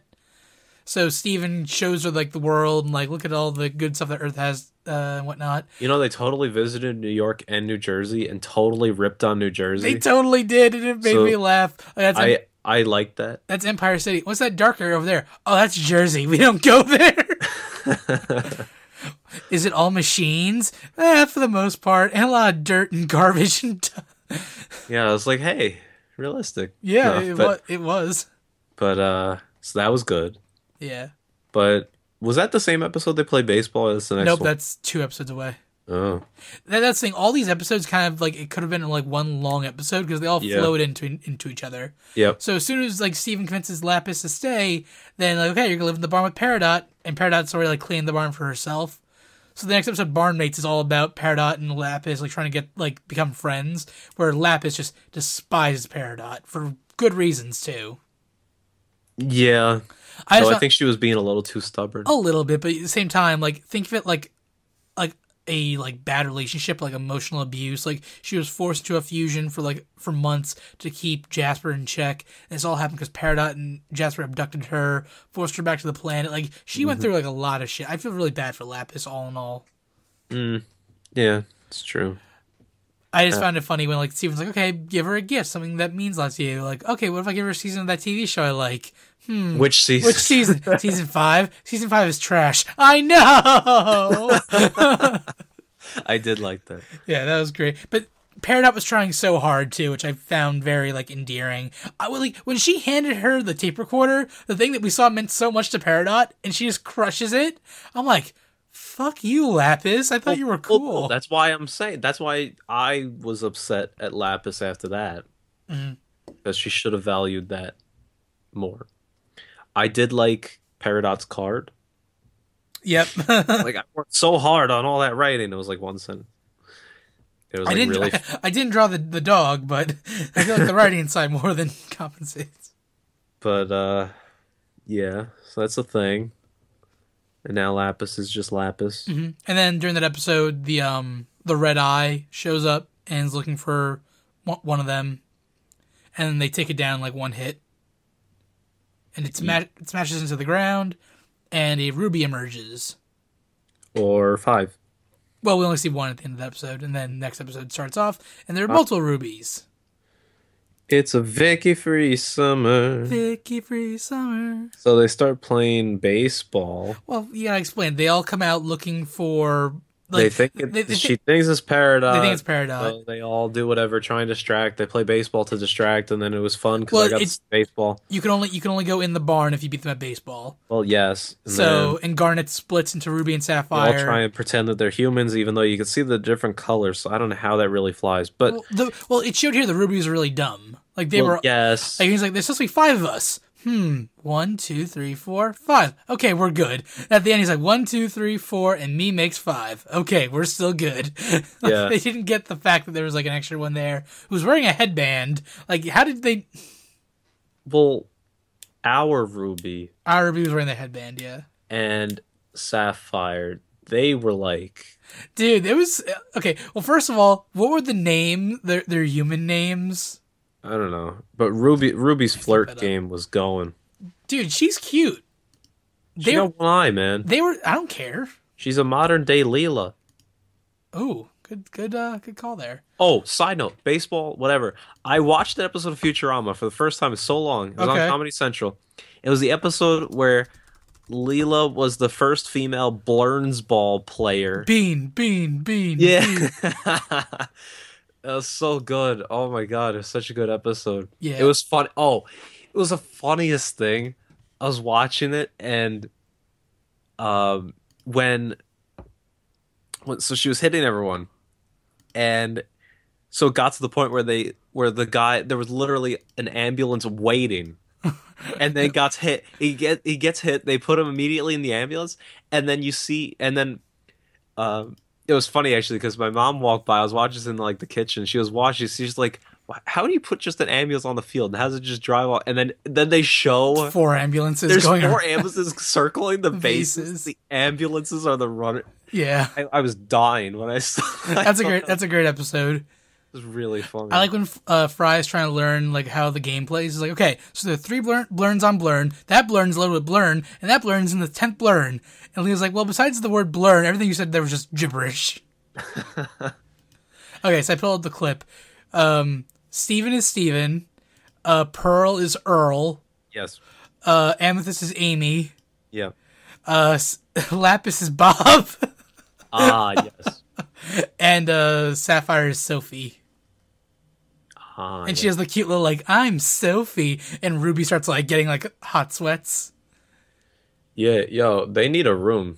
Or they just need a body. Jeez. Yeah, it's called Garnet. That's what they're doing. Like, that's the thing. Like, it's basically sex to them. That's why they're constantly Garnet, because they can't control themselves. My god. That's what it is. My god. Childhood ruined. No, they've clearly made that's what it is. It's like, it's that kind of connection. As I say childhood, and I started watching this like a year ago. Right. But you know, it's one of those like you know it, but you don't know it, and then you have it being thrown at you like in real talk, and then I'm like, oh god. Yeah. Well, the thing like, at the end when they attacked each other and started like kissing and making out, and they just fused back into Garnet, like whoops. Oh, trust me, I know. But wow, you kind of hit the nail on the head. Like I like with the fusion thing where all the rubies together, because they're all just rubies, they make a bigger ruby. Like that makes sense fusion wise. Well, yes, so it pleases the like Kenneth all, and his all their knowledge. Yep, and all their stones stay where they are too. True. Which makes sense on the normal fusions as well. I don't know, like the fusion thing. Just like I'm waiting for Peridot to fuse with one of them. No, it's obviously she'd fuse with Steven. I think we're gonna see Peridot and Lapis together. No way, God no. That's what the Tumblr community wants, but the Tumblr community wants everything. I know. Well, here's the thing: if Steven fuses with all three of the gems, they turn to that giant goddess in front of the temple. Yes. So that they're saving that for like something later on. Who his first fusion will be besides Connie, we have no idea. I feel like Peridot Steven would be cool. I feel Lapis Steven would be cool. But I think a Garnet Steven would be the best one. I just want Steven to do more. Well, he's gained new powers, like we'll see in this next episode. I know, but come on. Yeah. But at the end there, the rubies reveal that they're not looking for Peridot, they're looking for Jasper, because Jasper was the head of this mission. And so they say, oh, she's on Saturn. And they just leave. Yep. They'll definitely come back at some point when they realize she's not on Saturn. Yeah. And then episode 6 of this season, Steven floats. They move back into the temple. They've left the barn finally because the cluster thing is over with. Still feel cheated on that. And Steven realized that he has the power to float, or at least like drift slowly. Which we saw Rose do that a bunch of times. Like, I remember, like, Rose, like, appeared. She always, like, drifted down slowly. Like, her dress would, like, flutter and whatnot. And I always assumed that was just the dress, like, parachuting her. Like, pushing back the air. But the fact that it's part of her powers makes a lot more sense. Yeah. I don't know. I wasn't a fan of the episode. Man, he just wanted donuts. Yeah. I just like when, he was like, okay, I need to sum this up as best as I can. And then, like, Amethyst would jump up.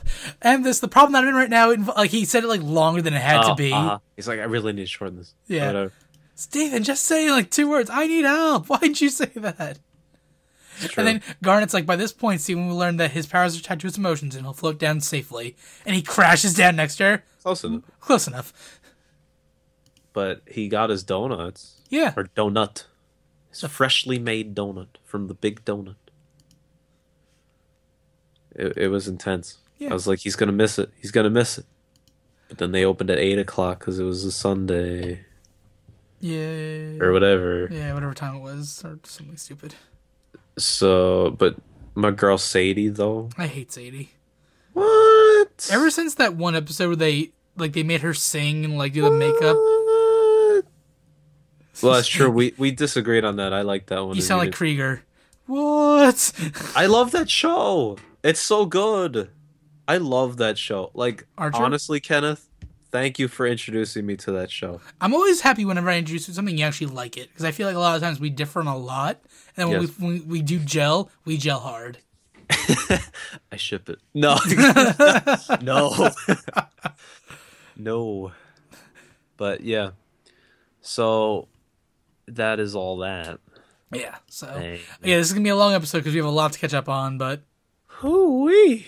We'll breeze through movies really quickly. Josh, you haven't seen anything new. I mean, I don't think so. I saw I could be missing something, but I saw Civil War and Jungle Book, both Disney-owned properties, both amazing. Civil War is by far the best movie in the Marvel series, better than the first Avengers. we'll have to watch. Yep. And that's really all there is for movies. We talked about Batman vs Superman. I haven't seen X-Men yet. I haven't seen Alice Through the Looking Glass yet. Jennifer Lawrence, though. Yeah, I can't wait for that. It's gonna be amazing. Oh, baby. Yeah. But yeah, let's move on to our talking points and news. Let's try to get out of here at a reasonable time. Let's all go home happy. Yes.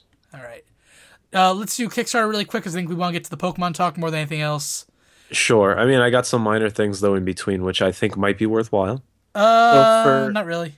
You'll see. No. I have some interesting stories for you, man. I'm looking at it and I don't see anything interesting. No, I didn't want to give it away. What'd you get in Kickstarter, Josh? So, Kickstarter Corner, everyone. Welcome. Da, da, da, da, da. Hey! So, I didn't back this yet, but I was looking into it, and one guy that I know very well did back it. And it's called The First True Artificial Intelligence Personal Trainer, which I think is actually interesting. It's something on Kickstarter from some company. It looks like an independent company, but basically it's almost like you ever see those Bluetooth headsets where it wraps around your neck and then it's got the headphones attached to it? It's like by Logitech or something. I have not. It's sort of that look, and I don't know how they're pronouncing this. It's either V or Vi. It's VI. Okay. And that's their name of their thing, almost like a Siri, whatever. Basically, it's like a wearable technology, like almost like a Fitbit or whatever, but basically it has audio attached with it. So it's kind of cool because it's basically around the same price, Okay. but it does this talking with you. So it's kind of cool. I don't think it's worth it for myself, especially because I'm so injured lately and I'm trying to heal up eventually. But it seems like a cool thing for anyone that's into big fitness stuff. I think it's part of the future of the stuff. So it seems pretty cool. Talks to you, kind of lets you know as you're going, like, hey, I think you should take a break. Instead of like just buzzing on your arm or something, it like directly talks with you. Get Seems the like fuck cool moving, action. buddy. Come on. Exactly.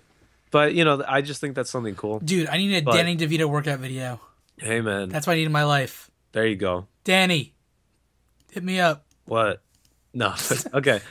That was a terrible impression. Anyway, so That was an impression. I don't even know. But one Kickstarter update I have is that I did get a watch in, one of my watches that I was talking about. And you did see it actually, I Kenneth. did. It looked really nice, actually. Thank you. I meant to wear it today actually, but I ran out of the house and I forgot, and literally my car stopped working. I'll tell you about it later. But anyway, the watch is very nice. I believe I described on here. It looks like it's like a minimalist watch, but a unique watch in a sense, to where the actual watch is only in a small part of the watch. Like it's weird. It's like the rest of it within the circle on the dial, whatever. I guess just the circle of the watch. I don't know. I'm missing a proper term here, but The face.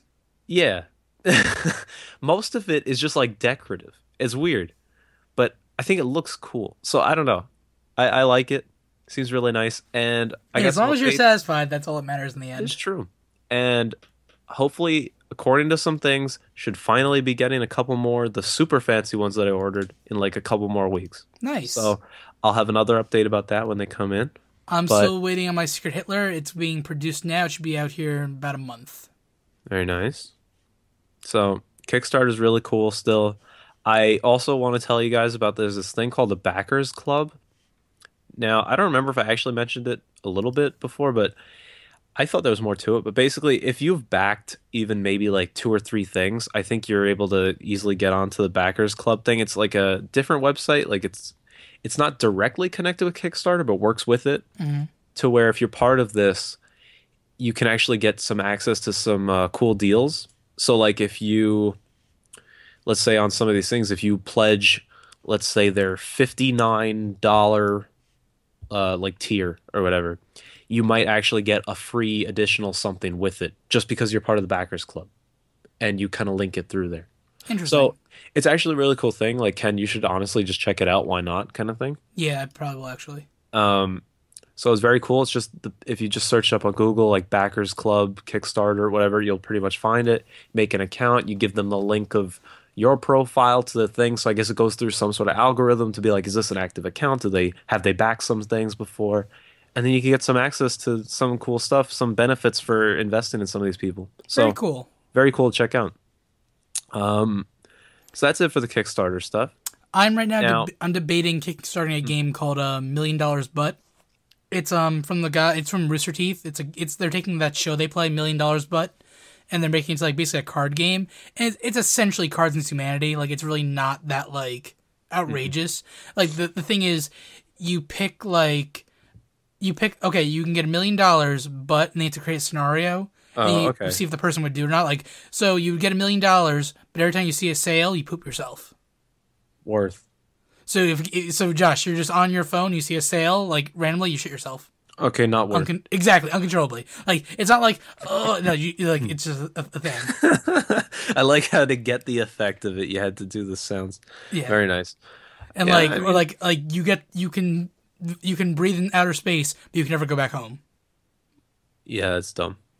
So I could see you totally buying that game just because you want to support the guy. I really do. I love Rooster Teeth. They're a great company, and they've made some awesome stuff. So And it's a really not like the way they design the cards and the box and whatnot. Like it's not like they threw this together. Like it's very very well made, and good. it's becoming one of like the most backed. Like it's showing that higher up club. Like wow, it's getting a lot more backers than lots of other stuff.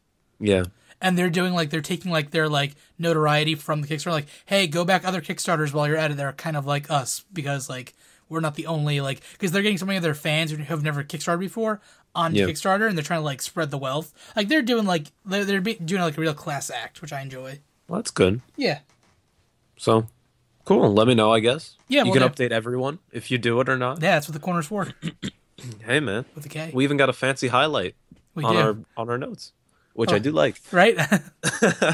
So now shifting from there, I have a very interesting story for you, Ken. Okay, As we've talked about, there is such a thing as Patreon. Patreon Neon.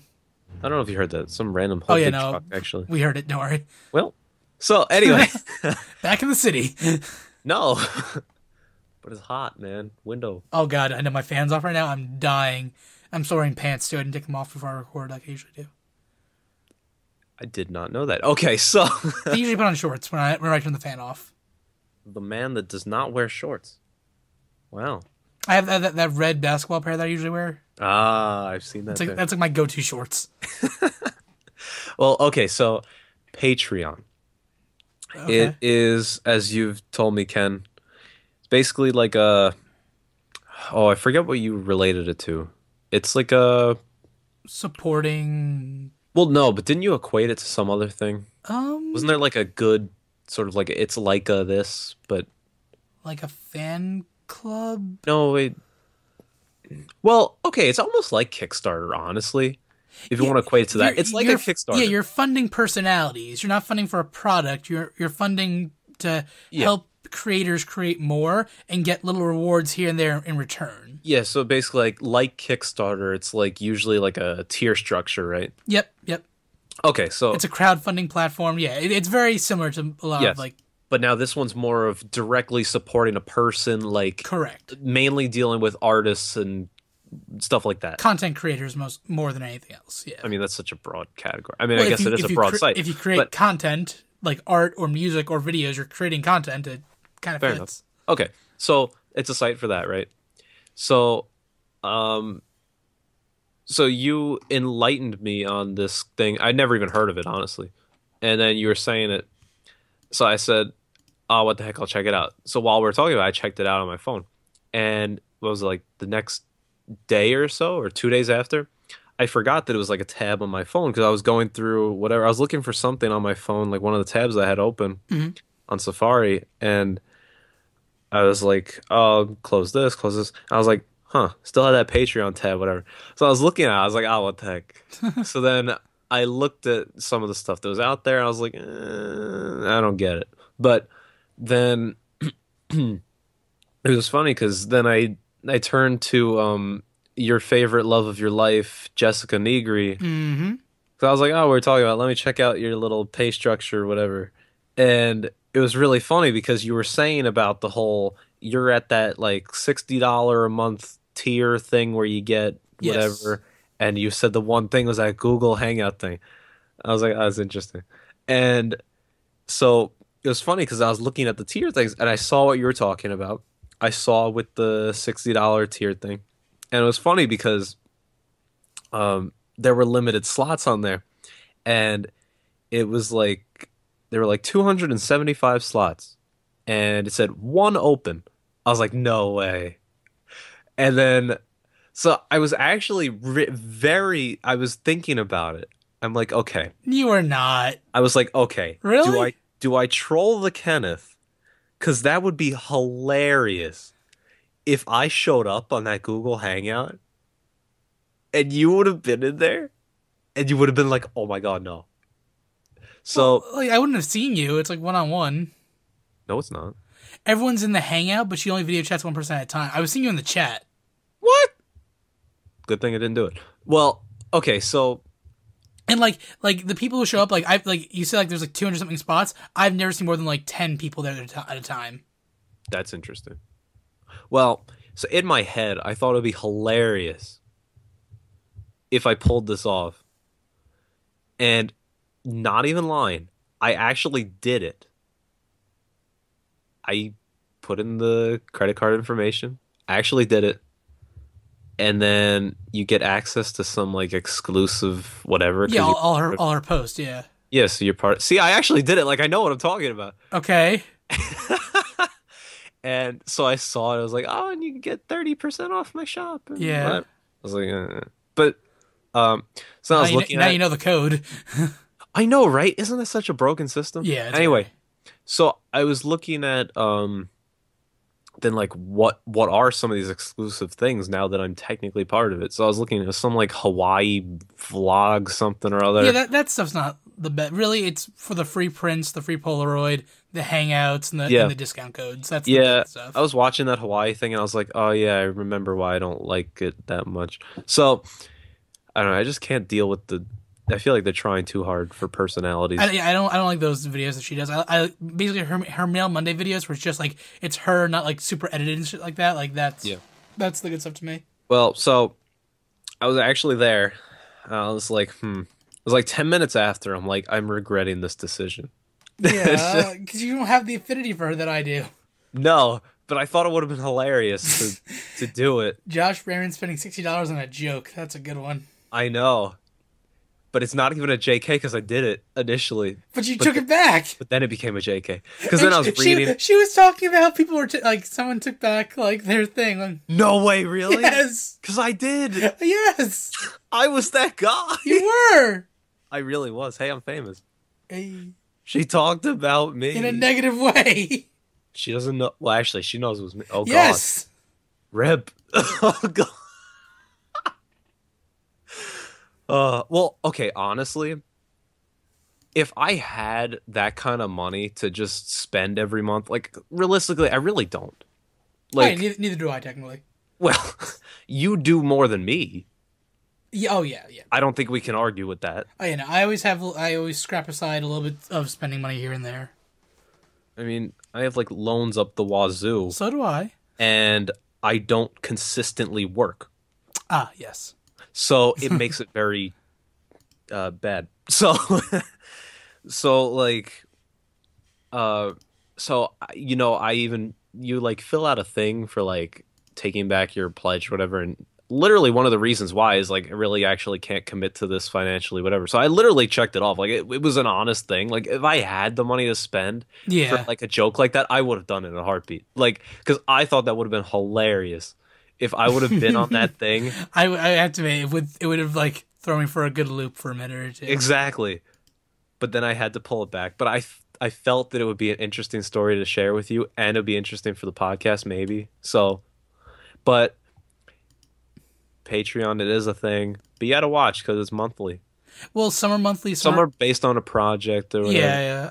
But Like I don't know. monthlies. It's tough. It's just, I mean, we've talked about it. It's just, you know, it depends how you feel about certain things. Just for me, at least, I don't know. I don't have that sort of Yeah, it relationship. all depends what you're getting out to. Like, I was supporting the completionist for a while because it was only like his only tier was like $1 a month. I'm like, okay, that's not bad, but it wasn't actually $1 a month. It was $1 per video he uploaded, and then it was collected at the end of the month. So if Ooh, he put out 5 videos, that was $5. Which again, not like $5 against $1 is not the biggest deal, hmm, but like he's putting up like a video like, oh, this is my con schedule. Like that's not a. I'm, yeah, I'm not supporting that 2 minute video. You just saying where you're gonna be. yeah. I mean, at the end of the day, you should support what you actually support, Exactly. what you like.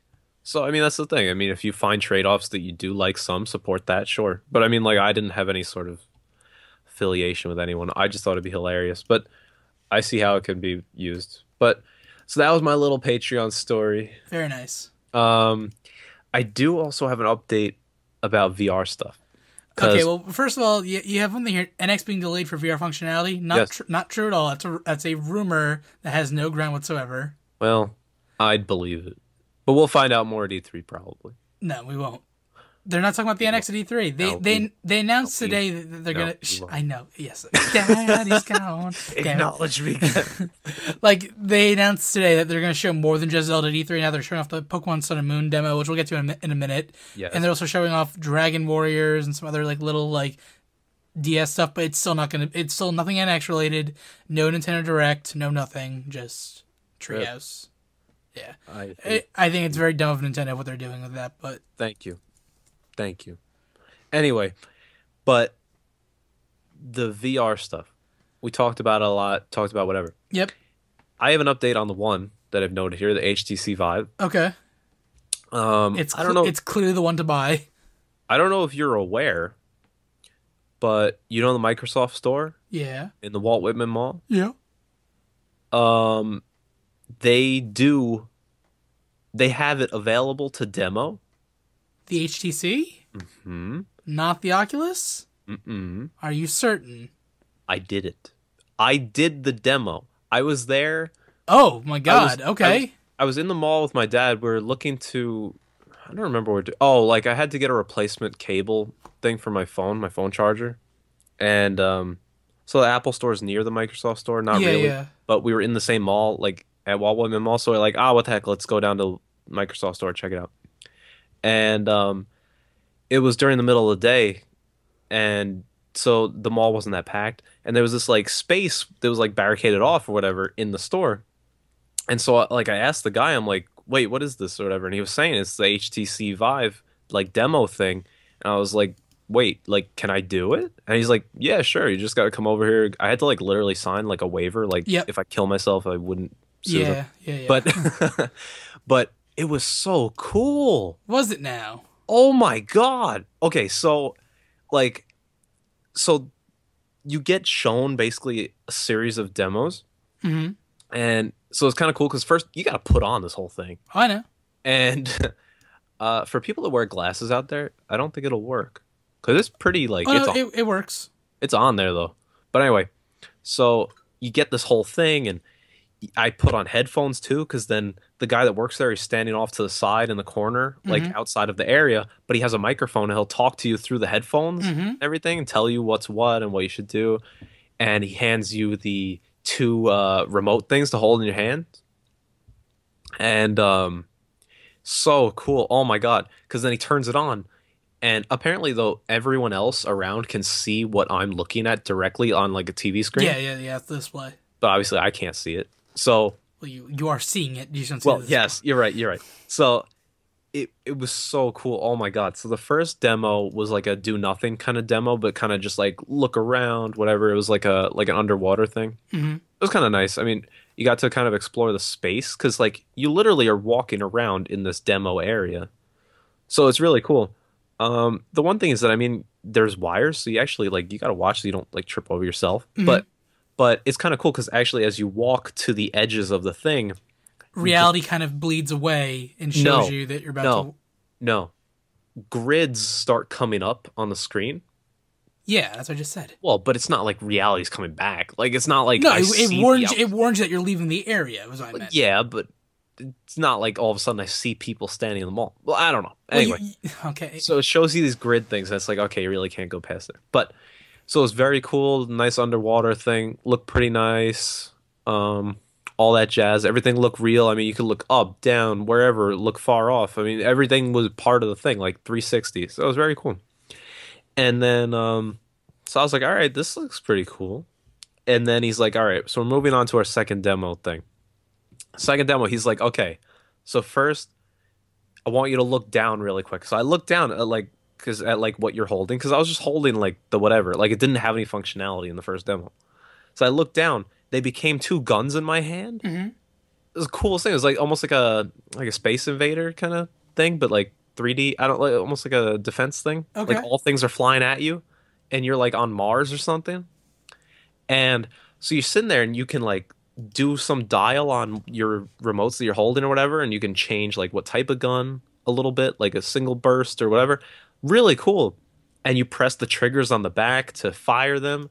And I mean, you're holding it like it's a real gun. Like it's so cool. And then what you do is if you pull either one of them or both, well, you don't want to do both, but you can pull one back behind your shoulder. So you lift it back with your arm, whatever, behind your head. And then when you pull it back, it becomes a shield. So it was really cool. So I was doing a whole like hold the shield out in front of me with my right hand. Mm-hmm. I had the gun in my left hand. I was sitting there like ducking, weaving in and out. And I'm like moving throughout this space. Like it probably looked funny, but like I was having a blast. That's It good. was so fun. I was shooting these things, and it shows you like a high scoreboard, whatever high score list.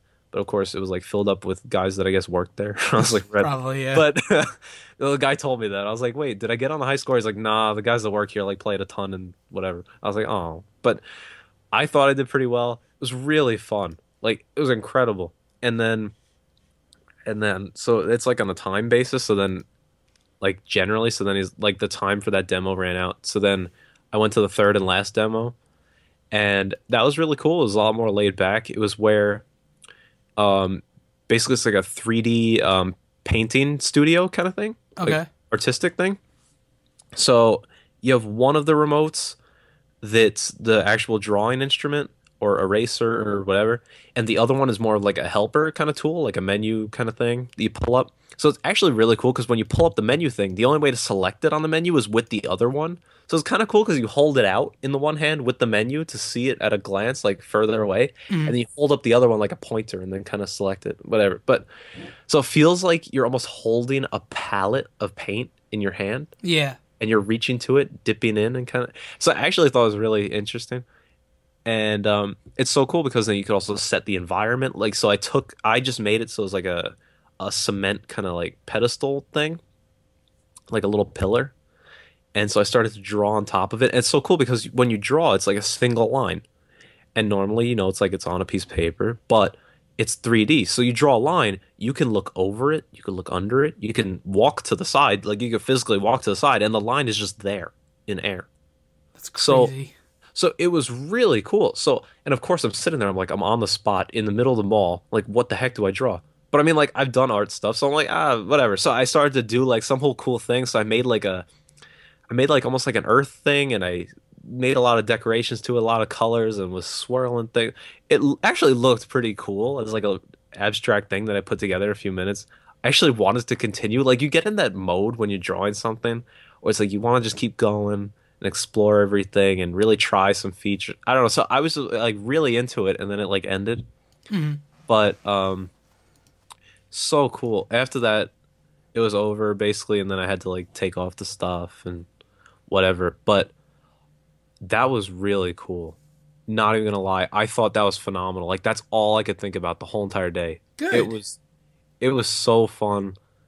Problem is, it's like expensive. It was like $700 if you want to buy the Hmm. whole thing because you got to buy the remote stuff. You got to buy the head thing. You got to buy two speakers that you got to put up in the They're area. not. They're not speakers. They're called the lighthouses. They're the actual tracking that make the grid. That, yeah, my bad. Yeah. But and then you also have to have a dedicated space to where this can be done. And a computer that can actually run it properly That too. with Which enough HDMI's and USB 3s. And no, it's not ridiculous. The guy was saying the specs actually, and it wasn't terrible. It's like if you bought a $500 computer today, you'd be good. Yeah. So I mean, it's nothing insane, but you still need the processing power. You need whatever. But honestly, Ken, I had a blast. Good. I That's- really thought it was fantastic. That's very So- encouraging because if you of all people, I feel you'd be the most like I know. like hard on it, and like it looks okay. No, Now, I know. did you see the screen door effect? What do you mean? Did it look like everything you were seeing was like through a screen door? Like, did you see everything like you looked just carefully enough? It looked like a grid in front of you. Not really, no. Okay, good. That's because that's the biggest complaint I've heard with people. No, I mean, you can tell it's not like maybe not I don't know, the crisp 1080p super whatever. Mm-hmm. It's like slightly off quality wise, but like it was really cool. Like I really felt like I was in the space and doing the stuff. Like Cool. I really had a great time.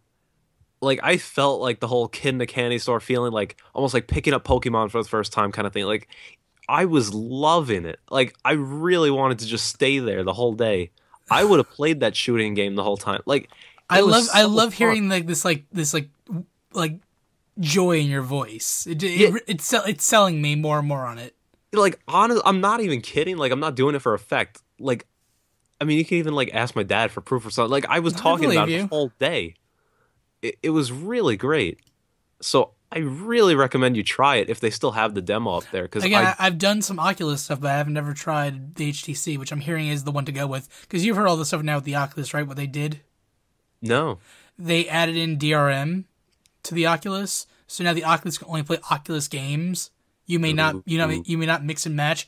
If it's not designed for the Oculus, then you will not be able to play it.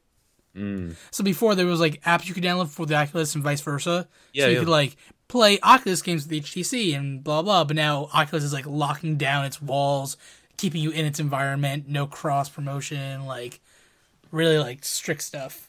Huh. I mean, I don't know any tech specs or whatever game plans they want with the Vive or anything, but like I think it's really cool. Yeah. So like I'm not getting one anytime soon because I still need to see the PlayStation VR.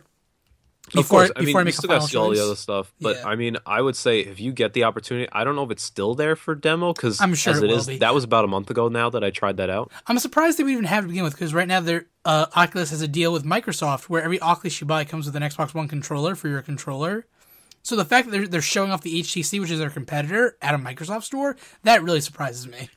I mean, I'm just telling you what it was. So, but it was phenomenal. So, if anyone out there, if you've seen it like being demoed at a Microsoft store or anything, like definitely try it. I mean, even if there's a line, like I would wait for it because it's really cool. So, Very cool. yeah. See, I told you I had some little interesting little stories to throw in here, Ken. You should have mentioned that because now we're going to go super long because we're about to talk about Pokemon. I know, but it was worth it. All right, let's try to keep the Pokemon talking under half an hour then, all right? I mean, honestly, we can because the amount of content, you can say it's a lot, but in terms of like how much video content we've even gotten, it's maybe like 5 minutes. Okay, so we've talked a little, Ish. so let's see what we can do here. Sure. Pokemon Sun and Moon, Sure. officially announced since the last time we talked. Alola. Alola region, based off Hawaii, which Yep. is absolutely amazing. I have a friend in Hawaii, Michelle, who listens to the show. She is super psyched to see like her like home represented in like a Pokemon game. Wait. What? Michelle, I'm thinking of? Michelle Reed? No, you don't. No. No, you don't know her. Wait, what? No. I have a friend in Hawaii named Michelle Reed. I've known her for like 3 years now. Interesting. Yeah, she's from Hawaii. She was born and raised there, and like she's a big Pokemon fan. And she's really excited that like her like home is being represented in a Pokemon game. That's pretty cool. Yeah, because like we had that with New York when Black and White came out. Yeah, but no one even loved that game. Yeah, that game was I mean- weird because it was trying so hard to be what X and Y became. Like it was like you could tell like it was really like the graphics just weren't there anymore. Yeah, I mean, it's one of those I look back on it and I'm like, you know, it was a better game than I gave it credit for. And like the layout But- was kind of weird, and the fact that you didn't see any of the old Pokemon until halfway through, like not more than halfway. You had to beat the Elite Four. Well, see, I yeah. kind of like that just because if there's a whole new region with a whole bunch of new Pokemon, I'm not going to use the old ones anyway just because I want the new ones. Well, it depends because there's not like in Diamond and Pearl they added no fire types except I think one. Yeah, so I didn't use a fire type. But see, that would annoy me. I would want a fire type No, on my team. I can't use old one. I just that's how I am with the new games. Like I Fair, want new. fair enough. Like if I don't, but I usually try to do a good mix. If there's something I don't like overall, like if the flying Pokemon for this game sucks and I can get a Pidgey, I'm going with Pidgey. I don't know, man. Based off that one flying bird thing, red something. I don't Roof know. shopping cart. Roof shopping cart roof. Roof shopping. Great stuff. But yeah, so I don't know. But Sun and Moon Man, Alola, and June 2nd today was their whole big announcement thing Mhm. where their latest one. They've been doing like a once a month kind of thing. Yeah, well, the first one they showed off again. Like we didn't even talk about the first one at all. They showed off the starters, which we should talk Yeah, about. we have my boy Rowlet. Who cares? Team Litten all the way. Am Well, I right? okay, High five, Josh. Thank you, Josh. To High go five. back, so to go back 2 hours from where we are now, you mentioned at the intro Team Litten, all this nonsense. So basically, people are doing the whole team whatever for Smoke starter. weed every day. So we've got Rowlet, the grass starter, who is a dual type, Grass which flying, is yeah. grass and flying. We have Litten, the fire kitten, Yep. who is fire, and we've got Poplio. Poplio, the little seal Clown. Little thing. dog. Roof shopping. It's water. yeah. So we had those, and then they also showed off a little bit of the new region and the legendaries. So at the time it was just pictures of legendaries, like this big kind of sun looking lion thing for Pokemon Sun, Mhm. and this kind of night mystical star oriented whatever, which for Moon they're legendary, some bat thing. So, and we knew generally like the name of the region. People tried to look at the codes of whatever and think, oh, I know the final types of everything, but it's not confirmed, so I don't think we should get hung up on it yet. Honestly. Of what the starters? Yeah, Oh starter yeah. types. There's and no, whatnot. there's no way. Right now. Well, I think there's a way, but it's not worth getting hung up on it and going crazy over it. Because What's your theory? What do you well, think? my theory is that it's probably correct, but I don't want to bother. I'm convinced that Rowlet stays grass flying because No, that's what it is. yeah. Well, like maybe like Charizard like changed halfway through. Well, it didn't change. You got one added. Yeah, yeah, you know what I mean. No, I mean, it. All they're saying is they looked at the coding behind the thing, and it looks like it'll reveal that it'll still stay grass flying for Rowlet's final thing. The final fire one's supposed to be fire dark, Which I'm okay with. and the water is supposed to be water fighting. I'm okay with that. Which people are getting disappointed because it's supposed to be a seal that looks like it could be a magic seal or be like a water fairy. That's And what everyone's I was on the everyone's water. like, whoa, that'd be so cool. So that's why I'm like, let's not get hung up on that because it's not necessarily confirmed. But anyway, I was on the water fairy train with Poplio. well, but I mean, as you've made very clear, you want Litten.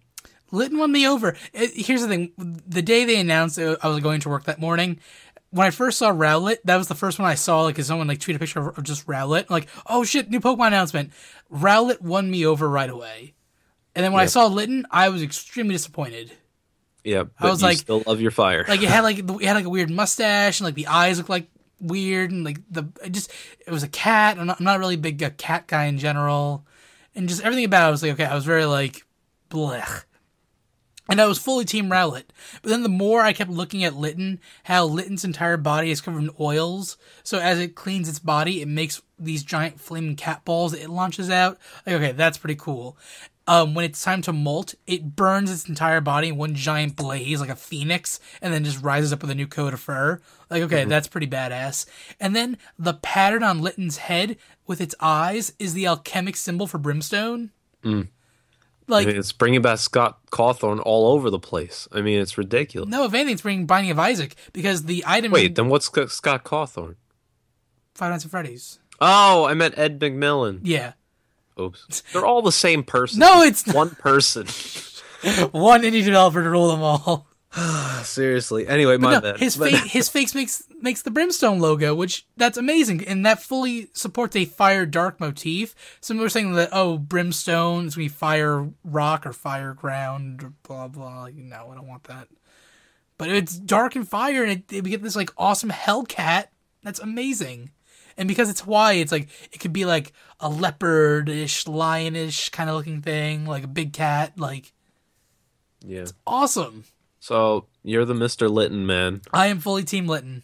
I have notoriously always picked the grass starter. You got a good grass again. Like you have a good grass starter now. Like So I'm. It's not even that I'm jumping on the bandwagon. you're It's just not. that I'm picking grass because I always pick grass, and I think he looks pretty cool. I think he's probably the coolest one since Trico.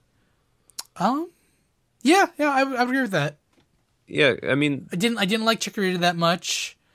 Trico was awesome. Turtwig. Turtwig was eh, Eh. and then they had Snivy, which was okay. Snivy was only cool because for months before we knew its English name, everyone was referring to him as Smugleaf, and like they drew Yeah, like it's pictures of true. him with like a cane, like a top hat, and like he's so smug. Yeah, like he wasn't bad for Ash in the show, but he didn't even evolve. I don't know. Snivy was just kind of there. But then they had what's his name, Chespin, and Chespin's final evolution. I mean, he's like a good defensive tank, sort of. Chespin's But middle evolution just it threw me for such a loop. I don't know. They made him so goofy looking. Honestly, Quilladin, the middle evolution of that in the anime was hilarious in the one episode Okay. where he falls in love with um what was he falling? Oh, with wow, what's her name? Oh, Serena's Eevee Okay. is really funny. But anyway, yeah, I don't know. Those starters, they were like I picked them because I picked grass starters, but like eh. But I'm actually really excited over Rowlet because Trico forever the boss. Like he's my favorite starter. I think Rowlet's gonna like just win over the entire grass audience. I think he will, but I can't. Like just nostalgia purposes and like everything, like Trico, that whole evolution line, Hmm. I love it. So Rowlet's probably gonna be my number two, like his line, whatever. Unless they really butcher his evolutions. But That's the thing. That's why we have to hope I mean, for no now. one knows. So, you know. Like back in the day, like Tepig, like I was okay with Tepig. He was a little weird, but like by the time I got to Emboar, I'm like, oh, fucking fire Honestly, fighting. Emboar doesn't get enough credit. I don't like Emboar. He looks weird. I love his shiny, where he's got the Oh. blue flame on his chest. Yeah, Oh, it's like so a purple and blue looking thing. so cool. But yeah, I don't know. So my boy Rowlet, no one is really that bandwagon on Poplio, but now he's starting to come around Here's the because thing, there's no hate. well, people bashed him so No, hard. no, not even that. There's no hate for Poplio. He's just not loved enough. Like he's just it's Poplio. But now he's getting the love all of a sudden because everyone's like, why aren't we supporting this man? So now they are. So it's, He really is adorable. yeah, he it's just reminds me a lot of Oshawott. I loved Oshawott. Dude, Oshawott was the best. I mean, he's the Joshua, so you know, but like, it's great. But I mean, the lack of response is not good, Kenneth. But you know, Poplio, I mean, he's there. So now I feel like it's actually more or less evenly distributed. So it's kind of good. Yeah, But we'll No, see. again, It like, can there's really all not- change There's really not like a based bad on. one in the bunch. Yeah, once we see their evolutions, I tweeted you a picture. I sent you a picture last night of what I thought was like a leak, but I'm guessing it's not real. I didn't really buy that because I would have seen stuff blow up, and I read something. Yeah, that's the where- thing. I looked over to it, I didn't see anything blow up. Like, okay, and it was like 9 a.m. for whatever. So I was like, okay, well, so that can't I'm be- pretty happy with those in the picture, though, aren't you? They make Rowlet look way too old and wise in his second evolution. I'm like, that's kind Well, of. that's what they're building up to. I think he's gonna be like a grand old, like Legend of Zelda esque owl by the end. I mean, I don't mind. I'd prefer him to be a Deku tree, but like, I don't know. and like Litten looks pretty cool. Except the only thing I don't like with Litten is like his markings kind of change and it gets rid of the brimstone. Yeah, see, I don't know. And then they made Poplio sort of a magician thing, but He's water fighting and like doesn't he look fighting. and he has Oshawott's like shell, like has like a necktie. But it didn't look like a fighting type. It didn't. No. So like, I don't know. So we'll eventually find out, or maybe we won't. Like, I feel like they might not even tell us that until the game comes out. Honestly, I would like it more that way. Well, yes, I would like it more that way too. But I think like I really don't want to be spoiled and everything going to this generation, but it usually happens. We get to see a lot of it. Yeah, but then as of today, they released a little bit more. I mean, honestly, not much more in terms of like more expensive content. The only thing was they highlighted more of the region and to where Which they showed multiple islands. I was listening to some theories on it, which actually makes sense and goes along with your brimstone nonsense. Not nonsense, but Thank you. uh, because they were saying like if you look at the islands, one of them looks more earthy, one of them is more focused on the water elements of it, with the beach resort kind of look, which is the main one that we Have saw. you seen the super high-res images of all the islands? No, I'm gonna send you a link, all right? but then one was saying one's more air, elevated, whatever, and one has a volcano. So they're like, well, it has the four different elements. It's like we're turning into Avatar, you know. Okay. So So here, Josh, look at the link I just sent you. so all my information can change in 1 second. Probably not, but yeah, that looks like artist rendering of it. But Well, this is the image from the trailer today, blown up. I mean, it looks nice. Yeah. But yeah, so it's actually going off what I'm saying. I mean, there's got like the different element kind of feel to So it. the first picture is the first island, which is the starting island, because this is where Professor so- Queequee's or Cookie or Yeah, we don't know how to pronounce anything yet. So Yeah, I have to ask if my we friend. butcher it, we apologize. I'm gonna ask Michelle how you pronounce it, because But that is the Hawaii's state tree is his name. So oh, but I mean, if you look at it, it's more water based. well, this first one, not really. Yes, you see all the little outcoves, whatever. You see designated areas. Well, yeah, well, you can't surf past those rocks probably, and then like if you look, there's an empty volcano. Or if you look inside that first volcano, there's actually a pathway in there. Mm-hmm. So it's like a volcano that's cooled down. You can just go into, which is Yeah, awesome. I mean, I don't know. It seems like the more tame, like it's maybe water resort something. The second one, it's got the volcano. Yeah, on you it. see an active volcano. You see the hot springs. You see a golf course, which is awesome. I don't know how true that is. It looks like a golf course, though, right? Oh, I know. There better be a golf Pokemon. Look at that water thing in the back. All like those little water bowls pouring into each other. Yeah, I mean, I feel like that goes off your hot spring thing. I think it's a Oh, that makes sense. Yeah, cool kind of thing that they turned it into, almost like a like The- this looks like the resort island, like Yeah, golf, hotel, like all the umbrellas at the beach. Like Yeah. there's like lots of stuff going on here.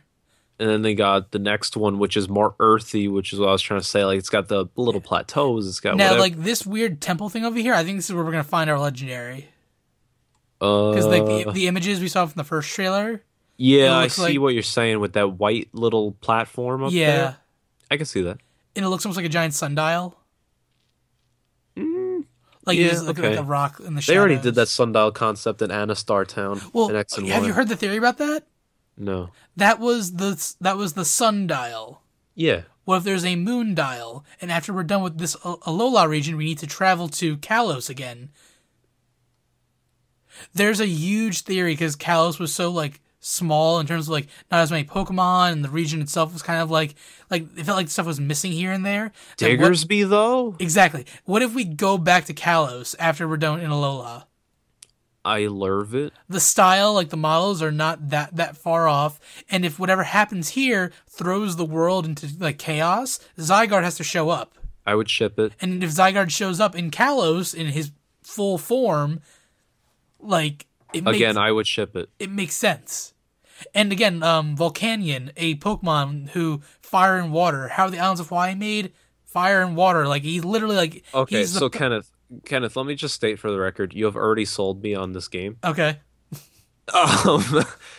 Shut up and take my money, basically. I want it. Like, do you know how like that? It would- makes sense. It It means makes sense. so much to me too because like that was my favorite part of Gold and Silver. Going back to Kanto. I know. Except the problem was that like Brock had like a Kabutops or something. I was like, how? Well, yeah, but years have passed. They've gotten stronger. Like, wouldn't it be great to go back to Kalos and like see like I everyone like want more Diggersby. well, we'll get them. Diggersby. Like this entire area, like it looks like a maze of canyons you have to go through. Like there's this giant tree over here in the background. These weird black hot springs. Like so much cool stuff. And a little mini island down here in the corner.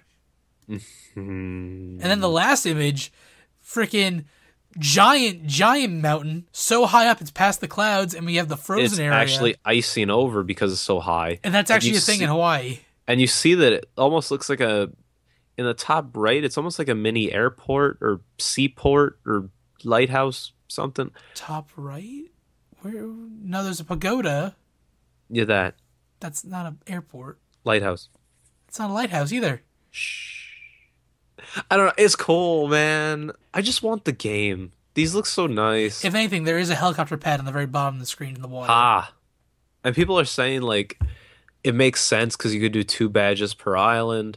I mean, I can see it. Like, you could Now, just see where it. do you think the Pokemon League is? Do you think the top of this mountain here is the Pokemon League? Because if you look at the base, it looks like you're taking like an elevator up to it. You know what? I could totally see it as you have to go in some side entrance, and then when you actually beat it, they're like, "Oh yeah, now we got this working again," and then you can go up and down that thing. Like there's just this area, this region's huge, You never actually say the letter H in huge, but it would, huge, yeah, but huge. like Hugo Boss, but Hugo like, like I want the game, Kenneth, and we didn't even talk. They okay, so we've got these islands. We were saying our little theories here. Yeah. They they even released more information about the legendaries themselves. We now know that the Sun legendary, which I don't know how to pronounce it. I guess I would pronounce Solgaleo. I Soul heard, as in sun. no. Ga. I heard that, but then I also the one YouTuber guy that you don't even know apparently, but he says Sol Galeo or some no Sol Galeo. I No, was no, like, it's I Leo. was like, It's Leo's and Leo the Lion. Like oh, like that sounds dumb. it's But not like bad. I don't know.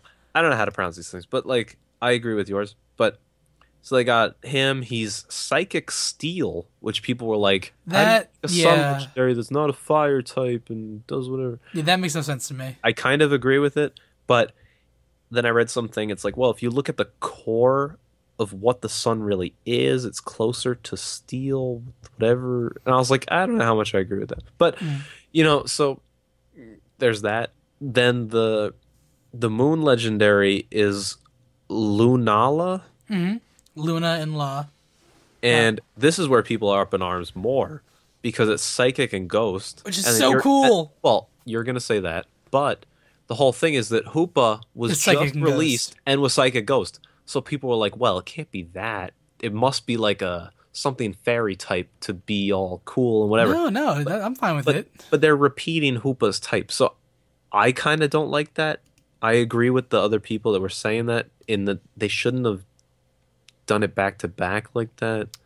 So I don't like that a little bit. I if think you're we gonna need get to picky. analyze more for the story. Like the fact that they both have a psychic type, that probably plays a big role into like what they are, who they are.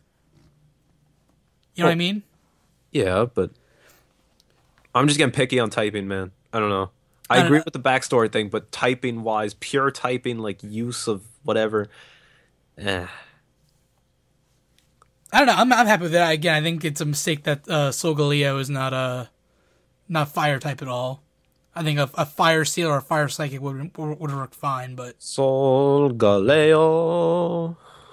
yeah. But I'm they definitely also I'm- showed off their signature moves. yeah, which freaking amazing.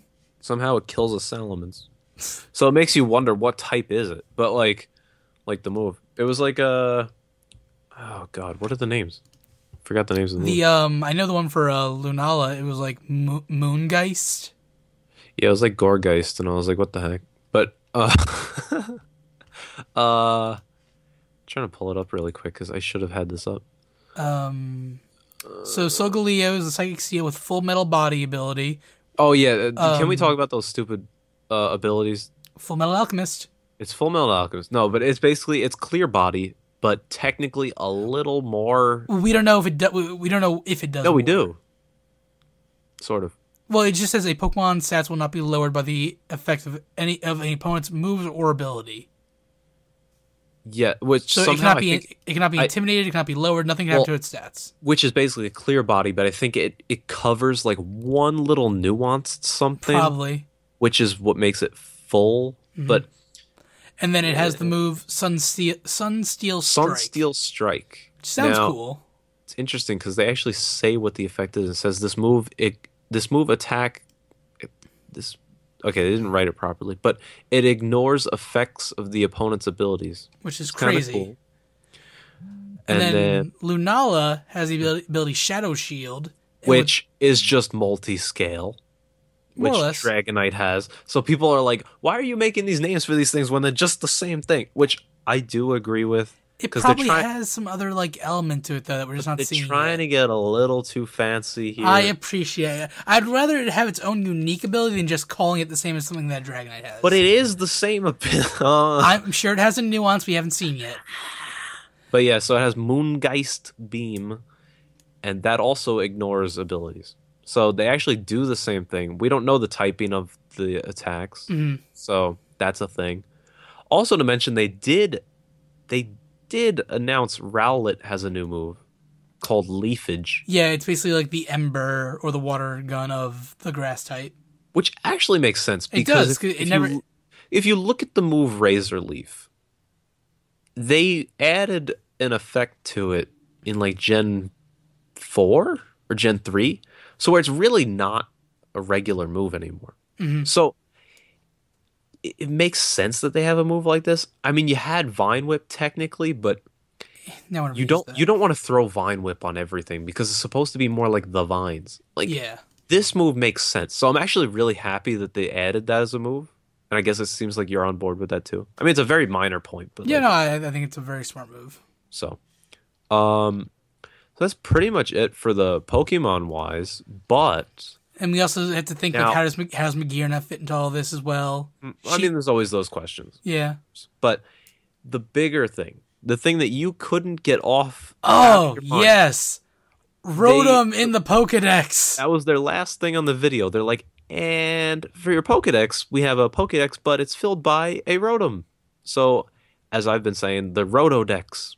It's And so apparently that's cool. been catching on with people, whatever. I mean, not like I started, but Trendsetter. I said it before it became a thing, but then other people put it together too. Yeah. But Rotodex, it sounds cool. And I mean, at least as of now they call it the Rotom Pokédex. But basically it's a Rotom in your Pokédex. People are like, "Oh god, it's the new Navi from Zelda." But um it'll apparently be very helpful, It tell you makes where little you can go. comments. It tracks like your like movements, like a GPS kind of. It's like a Fitbit. It keeps like your quest updates. It records conversations with people to play back later. It's kind of cool because it seems like it's a more intuitive thing with uh like the areas of where Pokemon can be found too. Because Hmm. from what it looks like, though it's not confirmed, is that it looks like it'll stay up on the bottom screen Yep. and it'll keep pointing you in the actual direction with an There was some arrow. Japanese footage that showed that. Yeah, so it seems kind of cool because that'll point you in more of a direction as opposed to like you open it and be like, oh, that's where it is, and then you walk around and you're like, wait, where was that? And you pull it up again. So like I think that's a little like a functionality kind of change, which You is can nice. also scan QR codes with him. That's the other thing.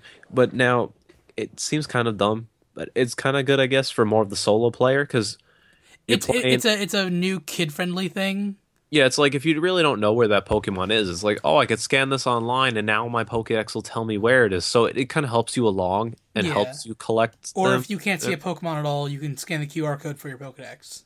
I don't think it counts as your Pokédex though. They haven't said yet, but that's the theory. That would be too cheap because then everyone will complete their Pokédex. Well, here's the thing: it may not be as a you caught it. It may just be like you've seen it kind of Well, thing. no, I mean, yeah, but that doesn't really complete your Pokédex. Well, again, we don't know the extent. I'm just saying. Or they could do one of those things with the crown and it's like, did you catch it in this? Yeah, exactly. Whatever. But so Rotom Pokédex, you were loving that. You were bouncing. I'm just the logistics of it. Like it's such a cool idea, but like okay, so that means technically we have 7 Pokemon at all times with us. And, like he's gonna talk to you. Technically. Like is the Rotom talking or is the Rotom just speaking what the Pokedex is like programmed to say? Like Dex from like the original anime. Like what's the extent of the conversations? Like can we talk back to it? Like so many questions. I doubt we could talk back to it, but you don't know.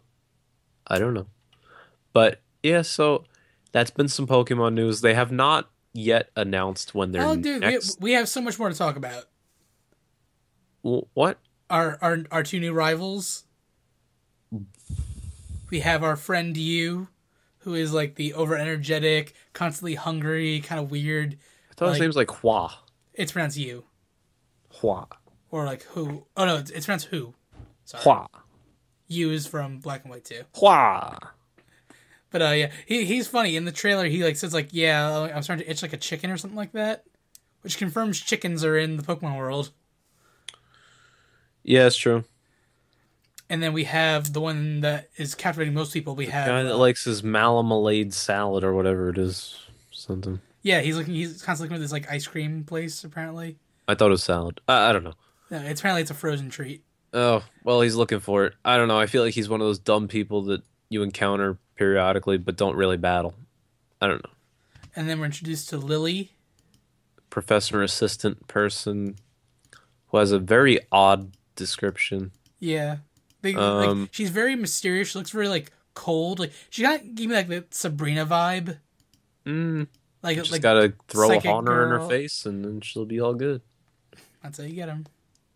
That's how I got him. No, no. Um, yeah, so there's that. There's the professor, which we said before. So now And no now one it's knows what confirmed. that no one knows who now that old guy is that actually gave you your Pokemon in the It's trailer. probably his dad. It's probably like dad's Shh. retired. Hey Not dad, do you have those Pokemon that you were raising for me to give to the new trainers? not Oh sure, not here. not confirmed. We do have Rooster Hats confirmed though. Well, yeah. I like the new trainer designs. I like them a lot actually. Yeah, I mean, I don't mind it. They look a little bit. Everyone just is like, why does it look like I'm joining Team Aqua? But that's like the one running joke. Because it's the striped aqua shirt. Yeah, and you have like the black hat and it's like sort of Team Aqua. They have the But Pokeball logos. Yeah. everyone then's like, "Oh my God, the new Mega bracelets, new Mega Pokemon!" Well, Ah, now here's the thing: if you look at the bracelets, they're not the traditional Mega Stones we saw. They're well, I like know. diamond shape. If you look at the Yeah, Japanese logos for Sun and Moon, they have those diamond shaped yeah. things in the logo. Now, Josh, you've been following the Pokemon anime, right? Si, senor. Have they yet to explain the Ash Greninja transformation? Slightly, yes. Oh, what is it then? Is that his bond is so strong with Okay, Greninja they haven't explained it then. that Ash becomes one with Greninja and Okay, feels it and feels the fatigue. okay. Well, here, now, imagine this. Doesn't need a Mega Stone. What if a new form of evolution is that Ash Greninja thing, and you can do it with these trainers with those weird diamond stones? Maybe. Like I'm more than certain that Mega Evolution will be back in this game. We'll have new Mega Evolutions from previous Pokemon. It'll be amazing. But like I think they're gonna incorporate like all the Ash Greninja stuff and the Zygarde stuff, all the stuff that they've been showing, but hasn't been incorporated in the games at all. I feel like they need to incorporate it in some way. And I feel like certain Pokemon can like spirit bond with you. Yeah, it just I feel like it'd create a weird balance. I don't know. But we'll see. But yeah, I mean, there's a lot of things you can nitpick. Like there was that one video that was Japanese only that showed your guy running out of his house, And there's that and one then Pokemon there. saw this glimpse of this like cat-looking Pokemon. Like, can it be Delcatty? I don't think so. And No, then, it was definitely a new Pokemon. It looked like a goat to me. but I mean, no, Yeah, I don't know. Everyone's like going crazy, and it's like, oh my God. I that's mean, because we we're could spend. starved for information. I know, so it's not worth going that crazy, at least for our podcast when we're not a Pokemon podcast. Yeah, we are. Oh, JP, just oh, Pokemon. oh. Wow, I missed the memo on that one. All right, Yeah, so sorry, it's in the weekly newsletter. welcome to JP. Oh, How did they get French? it is I, JP. Oh, That was X and Y, man. We're past that. I know, right? We're leaving France and going to Hawaii. It's so sad. The amount of hours I've put into Pokemon X. Going Uh, to Hawaii. Hawaii. I'm Yeah, so man. excited for this new game. It cannot November cannot come soon. Like I just want to I I just want it, I just man. want it so bad. I'm gonna And put so much fucking time in this game. as it is at E3, it was announced that they're gonna have it there. They're probably gonna show like the whole like intro of like No, I feel like something's got to be playable. no. Something. Oh no. It's a playable demo, but the demo's gonna be like, oh, wake up. What time is it? Go see the professor. Get your Pokemon. Oh, first battle. Okay. Oh, second battle. The end. Mm, It's not gonna go. It's not gonna leave the first town. They're gonna show like we might see like maybe like a new Pokemon, like a random encounter. But we've yet to see tall grass anywhere yet in any of these things. yeah, which is interesting because also on the Pokédex they called it habitats. Which So I is could just- awesome if Pokemon can show up anywhere, but it's annoying from like the A practical perspective. yeah. But But again, I wouldn't mind that much. I don't think that's a cool change. it turned into Final Fantasy. I don't know. Eh. I don't know, man. We'll see. Yeah. Yeah. Ugh. I'm getting tired. Yeah. We've been going for almost 3 hours now, so I think we should Well- probably wrap this up. Do we want to touch anything on E3. I mean, I proposed even a question just to get us on the E3 topic of E3 is not starting until, let me pull it up. Let me make it's sure. in 12 days. Well, yeah, we'll have an episode next week. Will be our pre E3 show, and then our after Okay, E3 so you know what? show. We'll save that until Yeah, so we'll next. save our E3 stuff. That's fine. E3 is going to be. It starts. Probably the 12th, actually. It starts June 13th? 14th. June 14th. Oh, it is starts. 14th. Okay. Yeah. Okay. And we have, just going down like the list, there's going to be a Deus Ex Universe thing by Square Enix. No one cares. EA is June 12th at 1 p.m. No one cares. Bethesda, June 12th at 7 p.m. Katakawa Games, June, no one cares. Microsoft, June 13th at 9:30 in the morning. There we go. The PC Gaming Show, June 13th at Those aren't that good. noon. Yeah. I'm all for PC gaming, but like Ubisoft the stuff they actually show is not that good. Ubisoft will be 1 p.m. on June 13th, and Sony closes that night at 6 p.m. on June 13th. And of course, classic, no real No Nintendo Nintendo stuff. Directs, no nothing. They'll have the Treehouse going starting June 14th.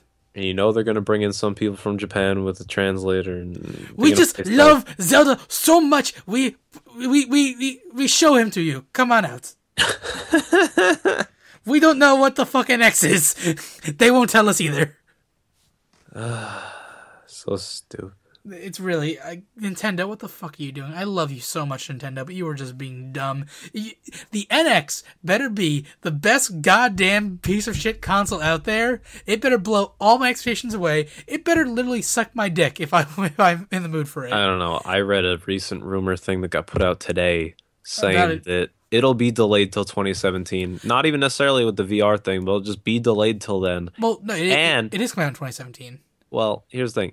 And they had originally planned to order initially 20 million units of it, but have now cut it down to 10 million because they're scared of what'll happen. That's a fair business system. That's fine. They'll create a supply and demand like the Wii had. That's good. But Here's the thing. If it's good, they will be fine. If it's bad, they'll be screwed. So it's better for them not to bank But- on a shit ton of inventory. But here's the thing.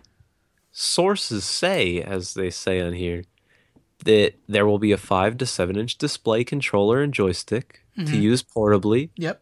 but can be connected to a TV. Yep. So now I'm thinking, how is that any different from a Wii U? I'd love to know.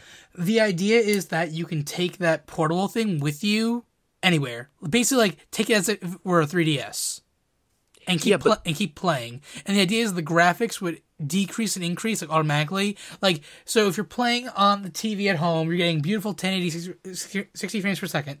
Yeah. When you take the handheld with you, the handheld is displaying like 720. 30 frames per second, like not as good as the console experience. No one wants that. Here's the thing: we have no idea what they like. These are all patents Nintendo has been putting out the last couple of years. They have said nothing about the NX. There's nothing official out there. Because they're scared. Because they're like, we've only got 720 on this thing. Like, I don't want that. Forgive me, Shigeru. It's like, it's part of their consideration. We don't know. They've patented it. There are lots of ideas in patent. Microsoft 6 years ago patented an idea for a Kinect that displayed 4 images, 4 images on all 4 walls of your room to make the environment like you're in a jungle. It would display trees everywhere, like a hologram. But then they discovered that they have the HoloLens. You know how bad I want that HoloLens? I know you do. You've wanted Because I love the Vive and everything, but the HoloLens is in a different class. it's day-to-day life. It's not I just VR want it. gaming. So bad. You don't understand. And if someone just tuned in right now to that and heard me say that, I apologize for any odd context. but I Isolates the probably audio, mean it- sends it to Pete. probably mean it in that same way. So, oh my god.